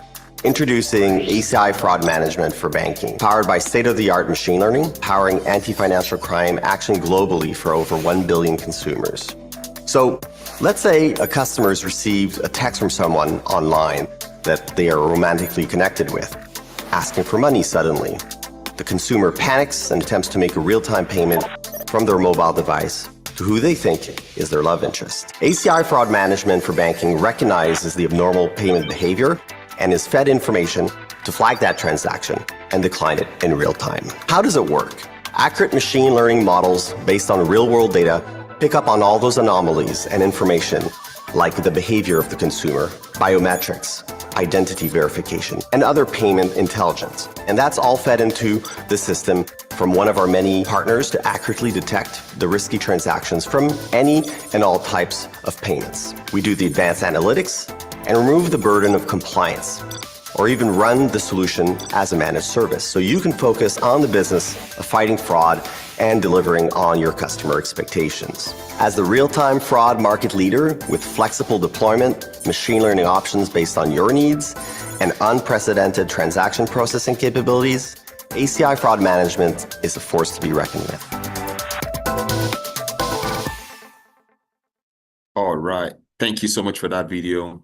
And that brings us into our next presentation. So that video also gives you a sense of the kind of partnerships and systems that we maintain at InterSwitch Group across Africa. So when we take those tools, we then localize them into the different markets to ensure it's specific. I mean, we've been at this for over 2 decades, more than 20 years, doing this business. So if you have concerns around fraud management, chargeback concerns, or you need a total advisory around how to mitigate fraud in your business, InterSwitch is well positioned to partner with you, to partner with the entire country or the central bank in your country, as the case may be, to give the best practice, give some strategies and ideas that will best work for you.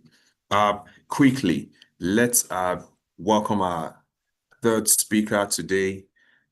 Ladies and gentlemen, we would like to present to you Mr. Bade Abodorin.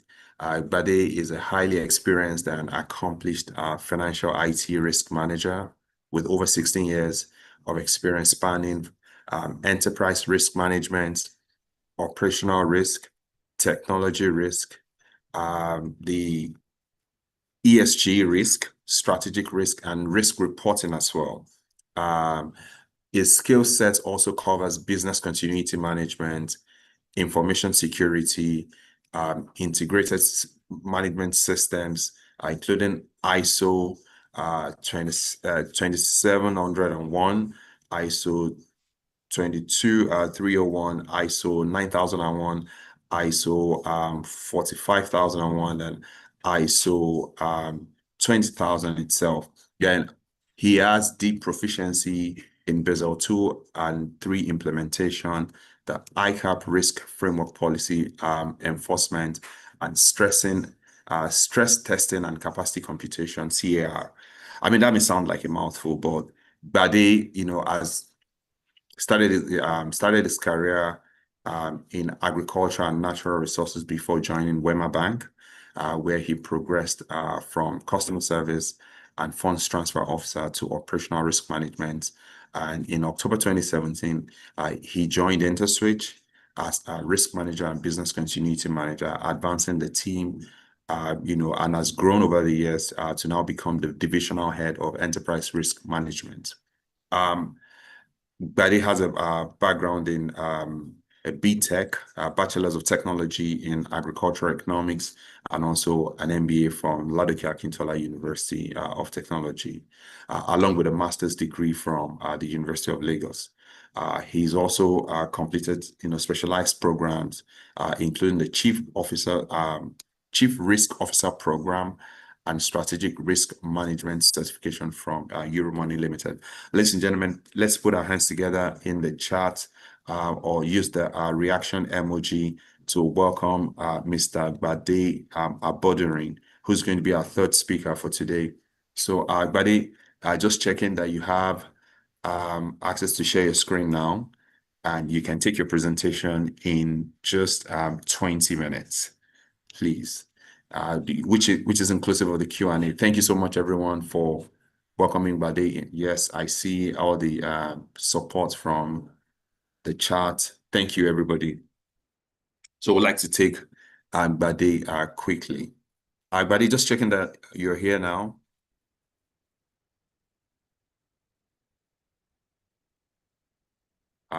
Okay, just a moment. Just checking. Okay, but it's sharing the screen. All right, that's fine. Excellent. So, buddy, like we said, 20 minutes on the dot. Would like to have your presentation done, and we can also take questions. Thank you. Okay. Good afternoon, ADBC, and good afternoon to our lovely audience. My name is Gbade Abodurin, and I work with InterSuite Group.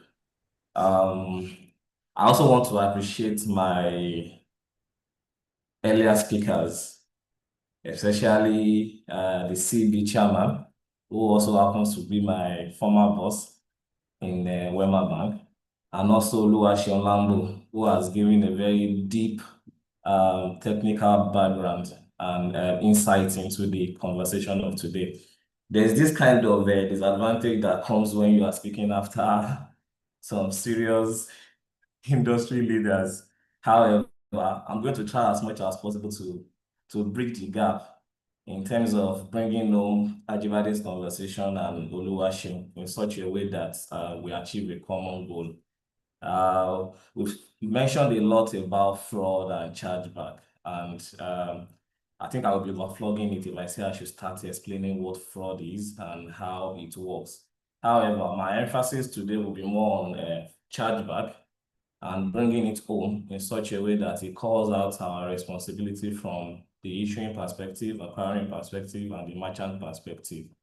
I also want us to see it as a knowledge sharing session where nobody is an icon or island of knowledge, but where we share opinions and ideas, and at the end of the day, we achieve the common goal. So why is chargeback so important as a component of fraud? If you look at fraud landscape today, basically, and the kind of risk that we face in the payment ecosystem, you will see that fraud in payments and cybersecurity will be one of the top, or if not the two top risks that we face. Now, chargeback on its own is not really the problem. However, bad actors trying to take advantage of the vulnerabilities of the chargeback process to their own advantage creates a gap that at the end of the day is leading to people exploiting that process for their own advantage. And there can be many reasons for chargeback fraud, right? One of it is why do we have chargeback? Most of the card not present transactions are also prone to chargeback fraud. There are instances where cardholder claim they never received the item, which can be either correct or incorrect. There are claims on transaction that was not successful or not authorized, and also instances where people exploit buyer's remorse or disputes after the use to take advantage of chargeback. And different things come up as the impact when chargeback fraud becomes successful. The ultimate one is the financial loss in terms of goods or revenue, either to the acquiring bank, the customer, or the merchant in this case. Also, the high chargeback rate can also be a burden on our operational activities because you now have to devote a lot of time, a lot of resource. You also need to devote technicalities and tools to manage it, especially when you have high volume chargebacks. Also, there's a burden that comes to an organization in terms of investigation, collation of evidence, that can also affect time and activities that goes into it. And ultimately, there can be reputational damage if chargebacks are not well managed within an organization. And we've seen instances where card schemes also have penalties for some transaction type that has to do with chargeback. So a card scheme like Verve and the other common and prominent card brands of the world have their respective rules that guides chargeback management, and such can also lead to penalty. I know some of the issuers or acquirers here can relate in terms of this kind of penalty that comes. There are different types of chargeback fraud, and if I want to follow the precedent and the foundation laid by the earlier speaker, I think they touched almost all that I have here. There's a friendly fraud where customer intentionally disputes a legitimate charge. In this case, transaction is successful, but a customer chooses to dispute it so that they can take advantage of the gap in the system and to gain the money back to themselves. There are also instances where there are errors or gap in the merchant process where a fraudster can leverage such vulnerabilities, such as unclear billing, delayed shipping, and take advantage of such to raise a chargeback through their issuing bank. There's also return and refund abuse, where chargebacks are filed after a refund is denied. Instances where there are already terms and conditions for the service, and you have violated that particular terms and conditions. You've asked for a refund, and based on the set guidelines, you don't deserve it. But because you know that there is a process by which you can dispute such, you take advantage of such and you file for a chargeback. Then there's a family fraud, a legitimate purchase made by family member that is now disputed by cardholder. Because of time, I've also tried to be fast and move to the salient points. If you look at the perpetrator of fraud today, we can categorize them into like three major areas. We have the external perpetrators.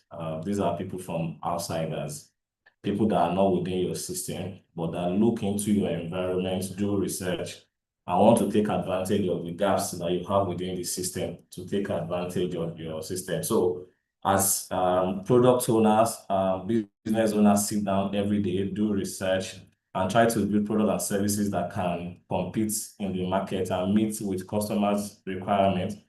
The external fraudsters also sit down every day and conduct research to see how they can take advantage of such products and services to their own advantage. So you are not only wrestling against known threat actors, but also the external ones. And the second category of the perpetrator of fraud are the internal perpetrators. In this case, these are your staff, people that understand your system, people that have the knowledge of your processes, of the product of the system, and that can also see gaps and vulnerabilities in such and use it as an advantage. And the last one is the combination of these two different actors, where an external actor collude with your internal staff or members of your system to take advantage. In most cases, the external perpetrators take the highest level and the most that we have seen based on statistics. The chargeback process, like I mentioned initially, on its own is not a problem. It's actually a process that has been developed to protect the consumers or the end users, such as when you have tried to access a service or a good and there are issues. This is an avenue that has been created for you to raise your concern through your issuing bank. And in such instances, if it is valid, you can be easily rewarded and get your refund. The problem that is that came with that is that because of the urgency, regulation, and the quest to ensure that we meet up with customers' satisfaction.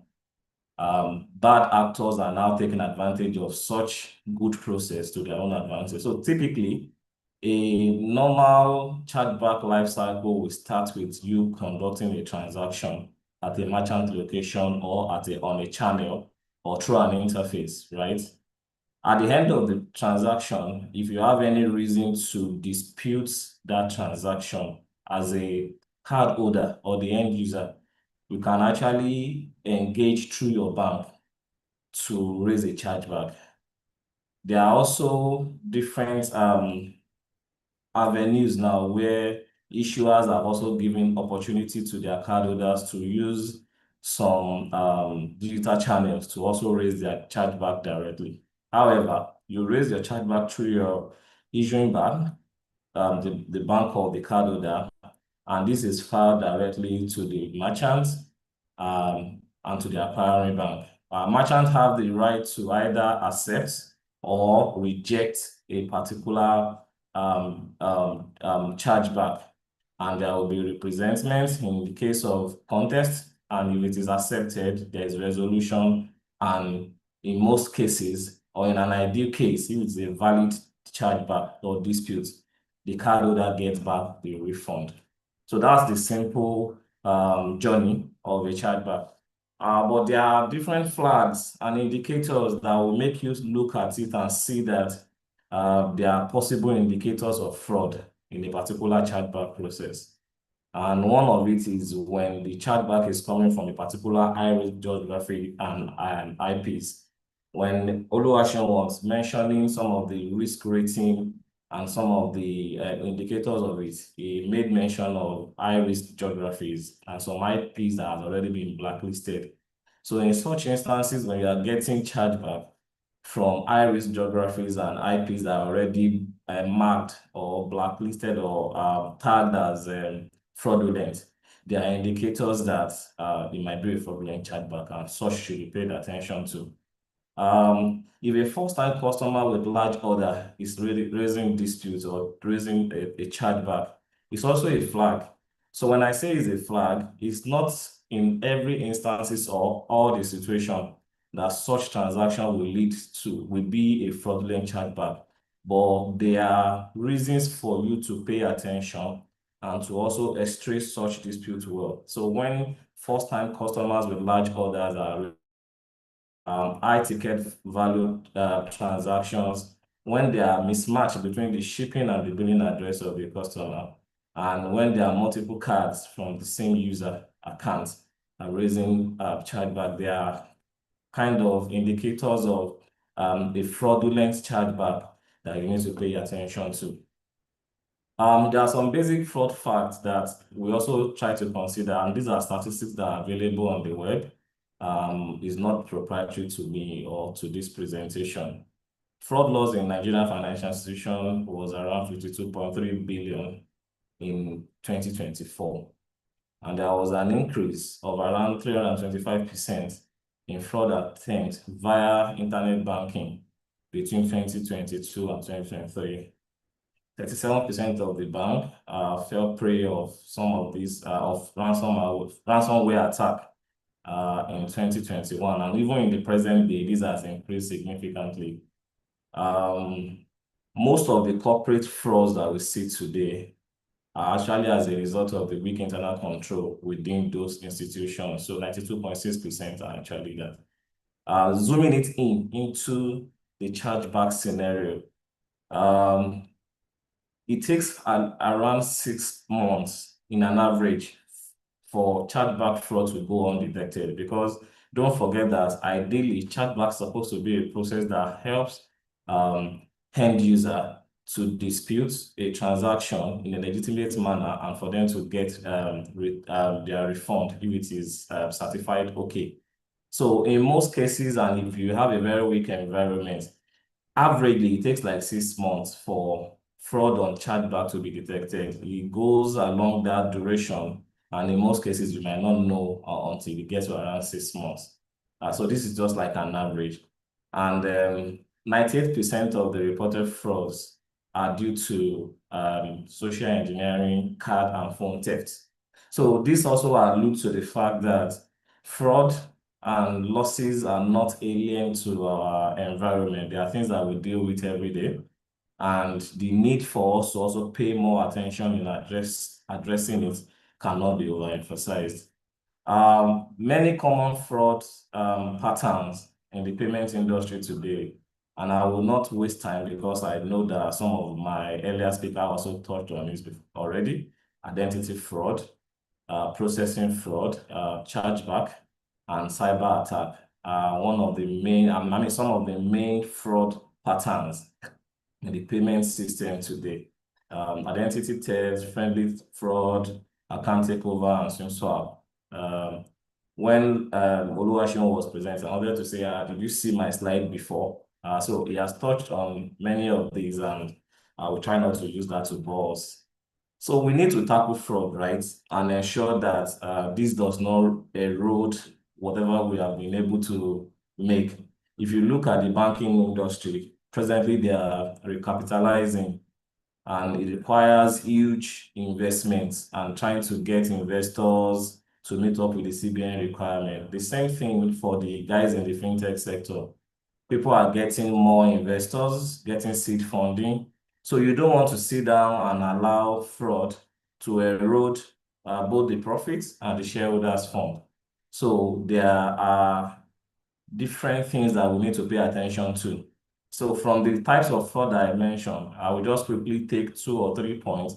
For identity fraud, we need to ensure that our authentication services are adequate and they can promote transaction integrity and protect our customers such that only authorized individuals are carrying out transactions on accounts or on the cards that we have. There should be limit defined and configurations to prevent identity fraud. We should review our existing rules for card not present transactions. So fraud rules should not be static. They should be dynamic, and we should be able to look at patterns and develop new rules that can be able to suit or address those patterns. When Sean also, I'm sorry, I'm making reference to Sean because it actually took most of the word off my head. In the hybrid rule configuration method, you try to ensure that you have a system that learns the transaction pattern. You try to layer your fraud monitoring tool into transaction where it can learn the pattern and be able to develop new rules based on the transaction pattern of the customer or for that particular transaction. So, and the last one is that you should know your legitimate customer profile. That's a bit of KYC. Then for processing fraud, there are global merchant KYC verification standard that we need to meet up with. And I know that card scheme like Verve, MasterCard, Visa have these requirements that we need to also ensure that we are abiding, and we are in compliance with. We also need to ensure that we have transaction monitoring and detection in place, pay attention to 3D secure, and ensure that we do end-of-day settlement and reconciliation. When I mentioned earlier that it will take close to 6 months, if you have an adequate end-of-day settlement and reconciliation process in place as an institution, it will help you to be able to detect on time. For chargeback, which we cannot overemphasize, we need to monitor suspicious chargeback pattern and also have a good chargeback alert feature to keep you ahead of any variable that will affect your chargeback ratio, right? Identify suspicious merchants and share information within the industry so that there will be collaboration. And for cybersecurity, awareness is key. Vulnerability and penetration testing is also key, and also perform periodic cybersecurity assessments. What are the key KPIs that we need to look for when you are monitoring chargeback? You need to look at the ratio of the chargeback to the total transaction. The more the percentage of disputed transaction, that's an alert for you to know that there is something wrong and to pay more attention. You also need to look at the win rate of disputed chargeback. If you have 100 transactions and almost 50% are disputed and the customer were paid back, it means that something is wrong. It might be from the merchant perspective or maybe from your own system, right? You need to also look at the average time to attend to dispute resolution, the volume of the dispute, and the reason code for such. What are the roles? I also saw this when Chion was present. I'll just quickly mention that as an issuer, your primary role is to be able to detect suspicious transaction. You also have the responsibility of educating your customers on disputes and what to be disputed. Then you are supposed to handle dispute. Disputes are supposed to be logged through the issuer. Also, as an acquirer, you need to monitor the activities of your merchants. You need to also know your merchants in terms of the KYC. You need to provide fraud prevention tools for your merchants. It's not all merchants that can even afford a fraud prevention tool. So as an acquirer, you might be in that position to layer something that can help and also mediate for disputes. And as a merchant, you need to implement secure payment processes, maintain adequate record, and respond quickly. One of the gaps that these fraud actors take advantage of in chargeback is the delay in the response. And because of the regulatory requirement of the 48 hours that will take the dispute into system accept, if you don't respond, it becomes an avenue or a gap that can be taken advantage of. So you need to respond on time to either validate or dispute or reject a dispute. So for the issuer, what do you need to do? You need to develop real-time fraud detection and AI plus rule-based engine.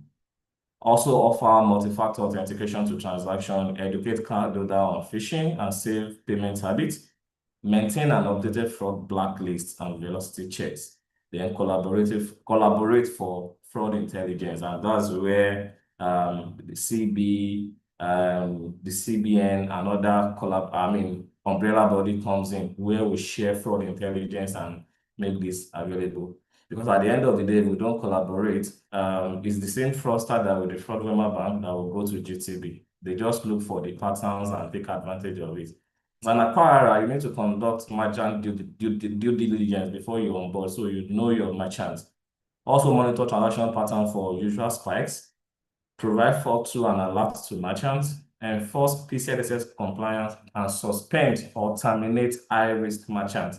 So if a merchant has been known for to be a high-risk merchant and most of their services are disputed and successful, it might be a reason for you to terminate or look at it again. As a merchant, you need to use 3D secure or an equivalent of such.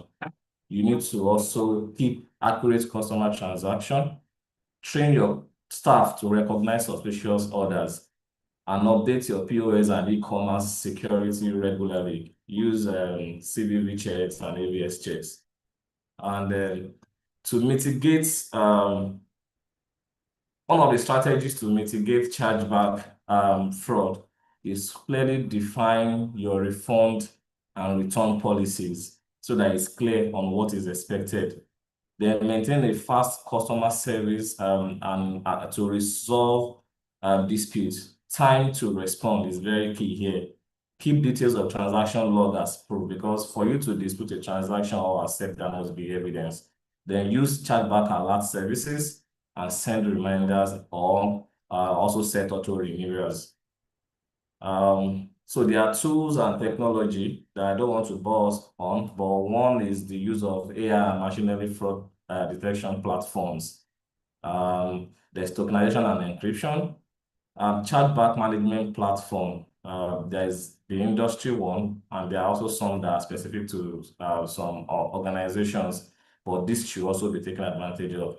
Then regular compliance to PCI DSS, GDPR, CBN, and also scheme collaboration and industry collaboration are also very key in managing and tackling chargeback issues. I just want to quickly maybe read a case study to us on a pattern of a chargeback fraud in a commercial bank that identified a disturbing pattern of suspicious chargeback initiated on a successful card transaction, suggesting a deliberate and systemic abuse of the chargeback process across multiple institutions.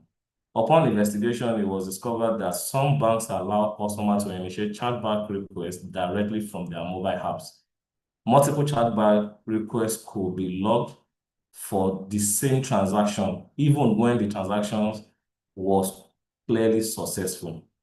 There was no system limit on the number of chargeback requested per transaction. This loophole was exploited across 1,337 POS terminals, affecting over 10 banks and acquirers. The total loss from this chargeback fraud was 3.86 billion. Why is it a big deal? Chargeback are typically viewed as a consumer protection tool, but without friction or control, they become fraud vector or vulnerability. A loss of nearly 4 billion suggests that this fraud was not isolated but a coordinated industry-wide issue. The use of mobile apps to initiate and automate the process implies a tech-enabled fraud ring exploiting the design. What are the key trends here? Dispute automated without intelligence control. It becomes a vulnerability. Agent collusion and terminal farming. Multiple terminals under one fraud actor. Then KYC and onboarding. When there are weak identification and lack of ongoing monitoring, there are no limit on dispute volume. It can also be an invitation to abuse. On a particular transaction, people should not be allowed to maybe raise more than 1 or 2 or 3 based on the defined threshold of dispute on it. But when the system is too open, people take advantage of such. And it has also been seen that over time, chargeback fraud has become a syndicate where people now plan it, simulate it, and use like a bombardment attack where they try to overwhelm the systems or overwhelm the merchant in such a way that when you're getting like 10,000, 5,000 per time, it becomes difficult for you to respond to each of them. And over time, they go into system accept and it can be an avenue for fraud to happen. What are the recommendations? Ensure that you know your customers and your agents, validate existing agents, focus on those who have multiple terminals, appear frequently in dispute logs. Then terminal monitoring, set off velocities and threshold, e.g. alerts when X number of dispute occurs on the same terminal. So rules can be set based on the peculiarity of your customers, based on machine learning and some other things. Then you tighten your chargeback controls, apply cool off window for multiple dispute requests from the same device, account, or card. Also, dispute monitoring dashboard. Implement a real-time dashboard that tracks all disputes by card, terminal, agent, and transaction type. At the beginning of my presentation, there has been emphasis on having a very sound fraud monitoring tool. An example of this is a PRM, which is an enterprise fraud management solution that can also help in managing fraud and also some of these chargeback issues. The tool can actually help with enterprise-wide real-time monitoring by enabling enterprise-wide real-time fraud detection. It can be transactional, which means it can be built into layers of transaction and learn over time. It has the AI rule and machine learning capability, which can help to combine these that can reflect the reality of the transaction pattern. It also has an alert management capability that can help and can be configurable for workflow. And it can be an ecosystem play where different institutions can plug into it, a network of partner solutions for your crime prevention strategy. It's scalable, it's a global software that can help. I'm just giving you this as an example, and you can reach out to the financial service business at interswitchgroup.com for more information on this. Because of time, I will pause here.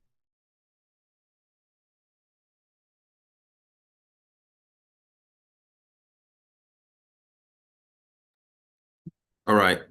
Thank you so much, Bade. If you can hear us, thank you. Thank you, everybody. Thank you. A round of applause in the chat to everyone that has joined us. Thank you so much. Buddy, I would have loved to ask one question, but I can see the screen is frozen. So, but just in the light of time, I think we need to move very quickly. But just to address, if people, that have asked questions around, can they get the materials? Yes. The materials will be made available, after we have all your email addresses that you've used in registering to join the session today. So we definitely would send those materials to your registered email addresses. We did promise that we were going to give you an additional, speaker at the beginning of this session. So this is the extra pack that we have for you. And thank you, Mr. Ajibade Laolo Adewale, for staying with us. Thank you for staying with us as well, Sean Lambo.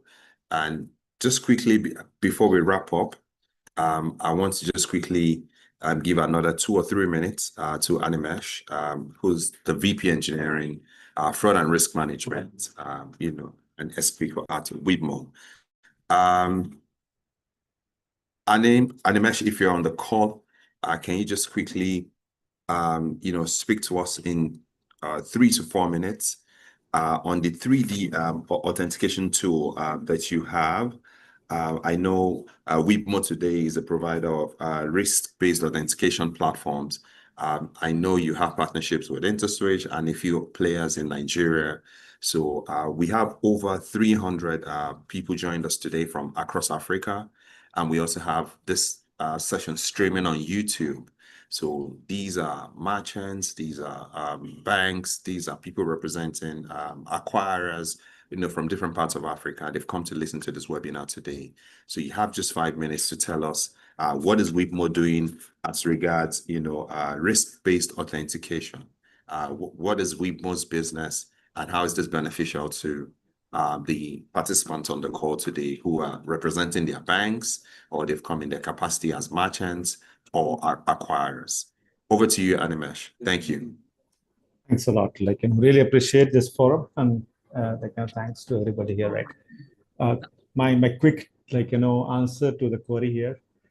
As you know, right, risk-based authentication plays an important role when it comes to taking a decision on a 3DS flow, essentially to make sure that we are able to detect fraud much before it happens. Seamlessly in the 3DS flow. As you know, 3DS is essentially enriched with a very a rich set of data elements,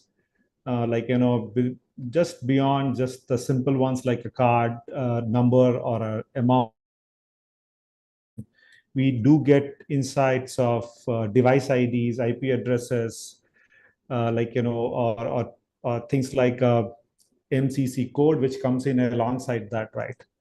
So when we have that rich signal, the ability to derive information across that, for example, a device ID alongside IP address and a location can give you a different kind of a capability, which actually can be very important to take a decision, right? Give you a very quick example. There was a question some time back. If I happen to go on and transact from the same mobile number with a device ID and traveling to a negative geography, for example, and happen to have an IP address, which is from a negative geography, I may still like to go ahead and give a better user experience to somebody, right?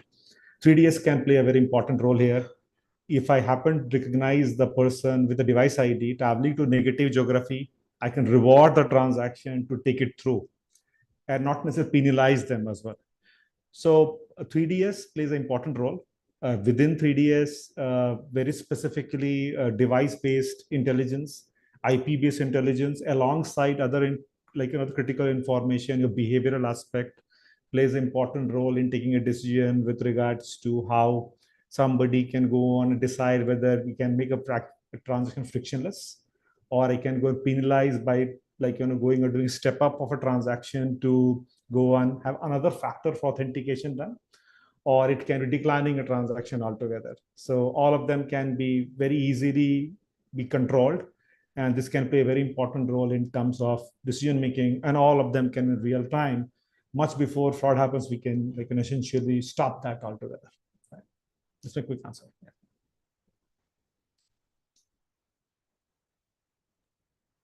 Thank you so much, Animesh. Thank you. All right. Maybe just before you go, a few of our attendees want to just know more. Do you want to leave some details behind, maybe in the chat? Sure. So for people who probably want to, because 3DS, 3D secure authentication service today cuts across. If you listen to Sean's presentation, both from the issuing end, from the acquiring end, and even sometimes even from the merchant end as well. So if you have maybe just a few details that can be shared with our audience, okay, very good. So we can just give you another 2 minutes to just quickly walk through this. Thank you. Yeah. So I think a quick snapshot of this, right? We understood the problems which we have in hand, right? With regards to when we see a data, what exactly we see, right? If you look at the data which comes in, 3DS may be a classic example. We have data for merchant, customers, payment instruments, locations, right? And this is derived out of multiple signals which we get in 3DS elements. And it can be from issuer-centric view, acquiring-centric view, where we look at the merchant or a customer. The core idea is that we understand the signals which comes in the data and then add or derive more information across that. For example, additional data can be information of location derived from an IP address, or device information which can be ingested from a browser, basically, which is having a transaction done, or from a mobile app, right? Or merchant metadata like a CTS ratio or FTS ratio can play a role in terms of understanding how the merchant's risk controls are, right? Now, between a data which comes in from a raw information, additional data which can be added on top of that, what we can do is that we can create a very robust rule plus machine learning based capabilities. And some of them can be supervised, unsupervised. We talked about that some time back as well, listed here as an example. And they can combine to really create a very robust and complex scorecard. And that can be essentially put in a pipeline, which can be for a merchant-centric view to detect fraud for an acquirer, or a customer-centric view when it comes to going on and really see that how this can work out as well. Fine. So all across, and real-time alert for somebody who is a risk reviewer or risk analyst as such can be very handy to make sure that we are able to control that, right? As a very, very high level. Now, to be very specific within this, we can also go and create a different view. If you're an acquirer, you may like to see how merchant is behaving. And we can be having a very specific processes around that, like holding a merchant transaction or provisioning for a risk for a merchant and making sure that we are not at a loss from risk perspective. Or if you are having a transaction specific to a customer as a view, you can essentially take a very specific actions, like a blocking of a card, or taking an action for a bin attack, for example, or doing a real-time decline or frictionless approval. That can be done as well. So this can be very specific flows, which can essentially be targeted to make sure that you are not inconveniencing the user, having very good user experience as we are managing altogether, right? That in terms of the flow. And essentially, we can have a very, very specific risk models, basically, which can be of a trust score and transaction score, which you want to build across. A snapshot of it, I don't want to go into detail, but give you a view of what exactly it can serve. We can stop bin attacks, some MCC misuse from an acquiring standpoint, or cross-border fraud, which we can stop essentially, or a collusion basically from a merchant perspective, or a misconduct or a customer abuse. These are some use cases which can serve, and that can be all done for real-time, non-real-time, both basically put together as a very, very high level. The sample workflow which we can set it across, again, very custom to a bank, but gives you an imagination that if you happen to have a sample settlement cycle where you can hold a transaction, this can be very, very handy. And you can maybe use this as a template to go and mold your entire workflow to have a best practices about put across that as well. So that can be another a good way to essentially do this, right? I'll just leave you with some other thoughts basically as well. What you can do. A lot of them are calibration, which you do to make sure that you are managing your limits essentially driven by compliance, regulation, and business interest. And it can be at a merchant, bin, customer, card, anything for that matter. Examples of them in terms of how we can put it across as well. And if you have a best practices adopted, this can be very, very handy as well. Okay. I'll just stop here, leave you a thought, happy to answer questions if you have. All right. Thank you so much, Animesh. And I'm happy that, Webmo is also based on some of the points that Sheon mentioned earlier on bin attacks, foreign card, velocity limits and all of that. The Webmo system also has a focus in, providing, a solution to either issuers, acquirers, or merchants in that capacity. All right. Thank you so much. And it's a pleasure having you, Animesh. Thank you so much for making our time to join us today. We'll definitely have your details and we will share with all of our attendees today. And on that note, thank you so much, everybody, for joining this webinar on, fraud mitigation. And, we've looked at the different scenarios. Maybe just before we go, just one final thought from Ajibade Laolo Adewale.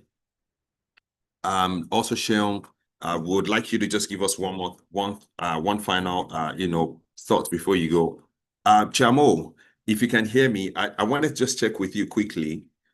Can you please confirm, just one final question from you. What emerging threats, should business prepare for in the next 2 to 3 years?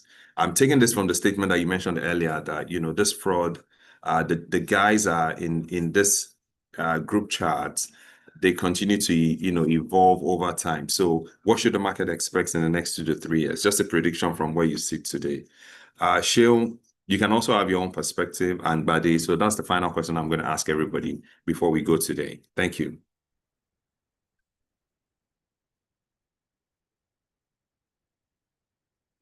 Whilst we wait for Ajibade to respond, Sheon, if you are ready. So your thoughts in 2 to 3 years, what should we expect? Hi, Abiodun. Okay. Yes. Final thoughts from me is fraud is not going away. That's for sure. Correct. As much as they are evolving, we have the tools to fight it. So whether we're an issuer, an acquirer, or a merchant, all the tools are here, and we can match them. So absolutely, that's for me. In the next 2 to 3 years, about the market, honestly, I see us adapting more to AI. AI is already doing a lot of things. Brilliant. And I'm pretty sure that the fraudsters are also looking into doing things with AI. So I think we should also look in that direction as well. Okay. Sheon, thank you. I was just saying in the comment section that all the speakers at some point in time in their careers, they've worked in Wema Bank before. Don't mind me, that's just me trying to clap for myself. Hey, I also said it all. We are seeing a lot from the AI space.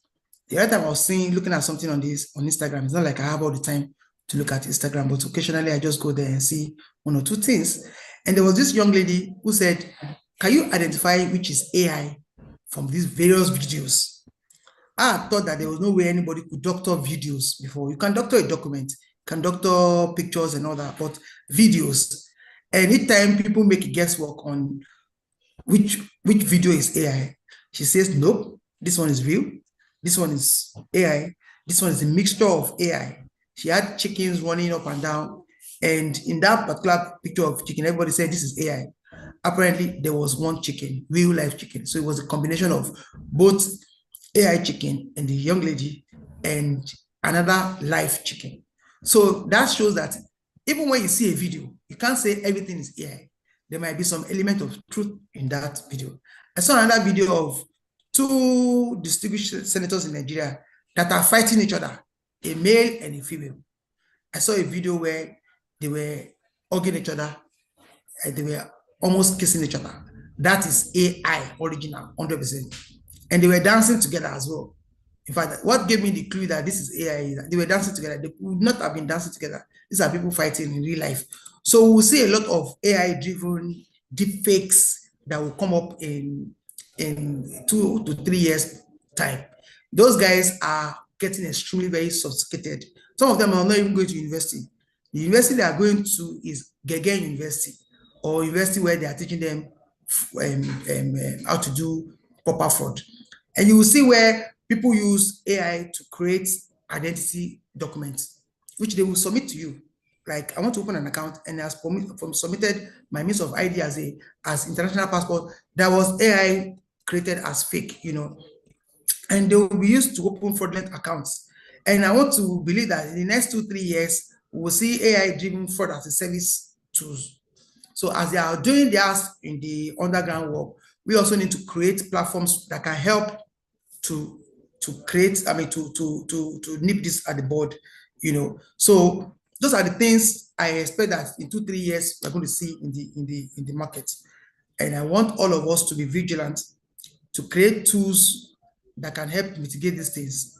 Not only tools, to create processes and people. So we use people, technology, and processes to drive this so that we can get to destination. Thank you. Thank you so much. Thank you, Mr. Jibadi. I mean, your response is already getting some reactions in the comments. Bade, quickly, what's your prediction 2 to 3 years from now, where we are, both on the solution providing the solutions end, and also from the bad guys end? So, what are you forecasting? So I think it's going to be more of a competition in terms of the bad guys will improve significantly in terms of their sophistication. Also, our tools and our preparation, the AI capabilities of our fraud management will also advance. Now, where there needs to be a balance is the capacity of our people in terms of managing this. We also need to equip ourselves such that we are at that level where we can maintain the balance. AI has both positive and the negative sides, right? But the ability to be ahead in terms of knowledge will help, and also to take advantage of it to our own merit. So we use more of AI. Even in everything we do today, AI is taking charge. So from the fraud management perspective, it's going to be more pronounced. Some of the things that we even do physically today, setting of rules, monitoring, will be outsourced to AI. But there's also that gap if we are not at that knowledge at position to be ready and to also be able to, because it's a bit new in our environment. If you listen to Ajibade's example, people struggle to differentiate between AI, pictures, videos, and the ones that are real. It's also going to play out in our fraud environment, in transaction environment. So we need to also upskill ourselves, then also sophisticated tools that will give us that advantage at that time. So it's a new way to go. There's nothing we can do. In fact, organizations are now building policies that will help them to address the use of AI, such that even though we are adopting AI, you're also trying to guide yourselves in the misuse part. So we need to also build capabilities in those areas. So that's how I see it. Thank you. Thank you so much. Ladies and gentlemen, thank you so much for staying with us today. Thank you for participating in this beautiful webinar that we've had. We've looked at fraud, chargeback, and chargeback mitigation, you know, the best practice for issuers, acquirers, and merchants, you know, and we've brought seasoned experts, to speak to us today. The chairman of CB, Mr. Ajibade Laolu Akonde, also divisional head enterprise risk management at InterSwitch, Bade Abodunrin. And we also have the operations manager for Africa at dLocal, Lambo Oluwaseun. Thank you everyone for joining us. Thank you for giving us your time to speak to us. This conversation continues. We'll be sending you materials of all the speakers subject to their, permission. So we will get that express permission from them and share with you. However, you can watch, the replay of this webinar on YouTube. And also, please, if you have questions on how to subscribe to any of the solutions you've heard, either the ACI plus the ACI solution with InterSwitch, or you have questions you want to make inquiry about either from Whitmore and all of that, please send us a mail. I will make our email addresses available. The same email that sent you the registration link, you can send us a mail and we'll make all the documents available or give you the necessary contact. If you need advisory as well on what fraud solution to deploy, we can also advise accordingly based on our understanding of your business. We want to wish everybody the best of the rest of the day wherever you are. If it's evening in Somalia, in Uganda, in Kenya, in Senegal, and Sierra Leone, thank you all for joining us. We do appreciate it. Enjoy the rest of the day, and we'll see you at our next webinar again. Thank you and goodbye.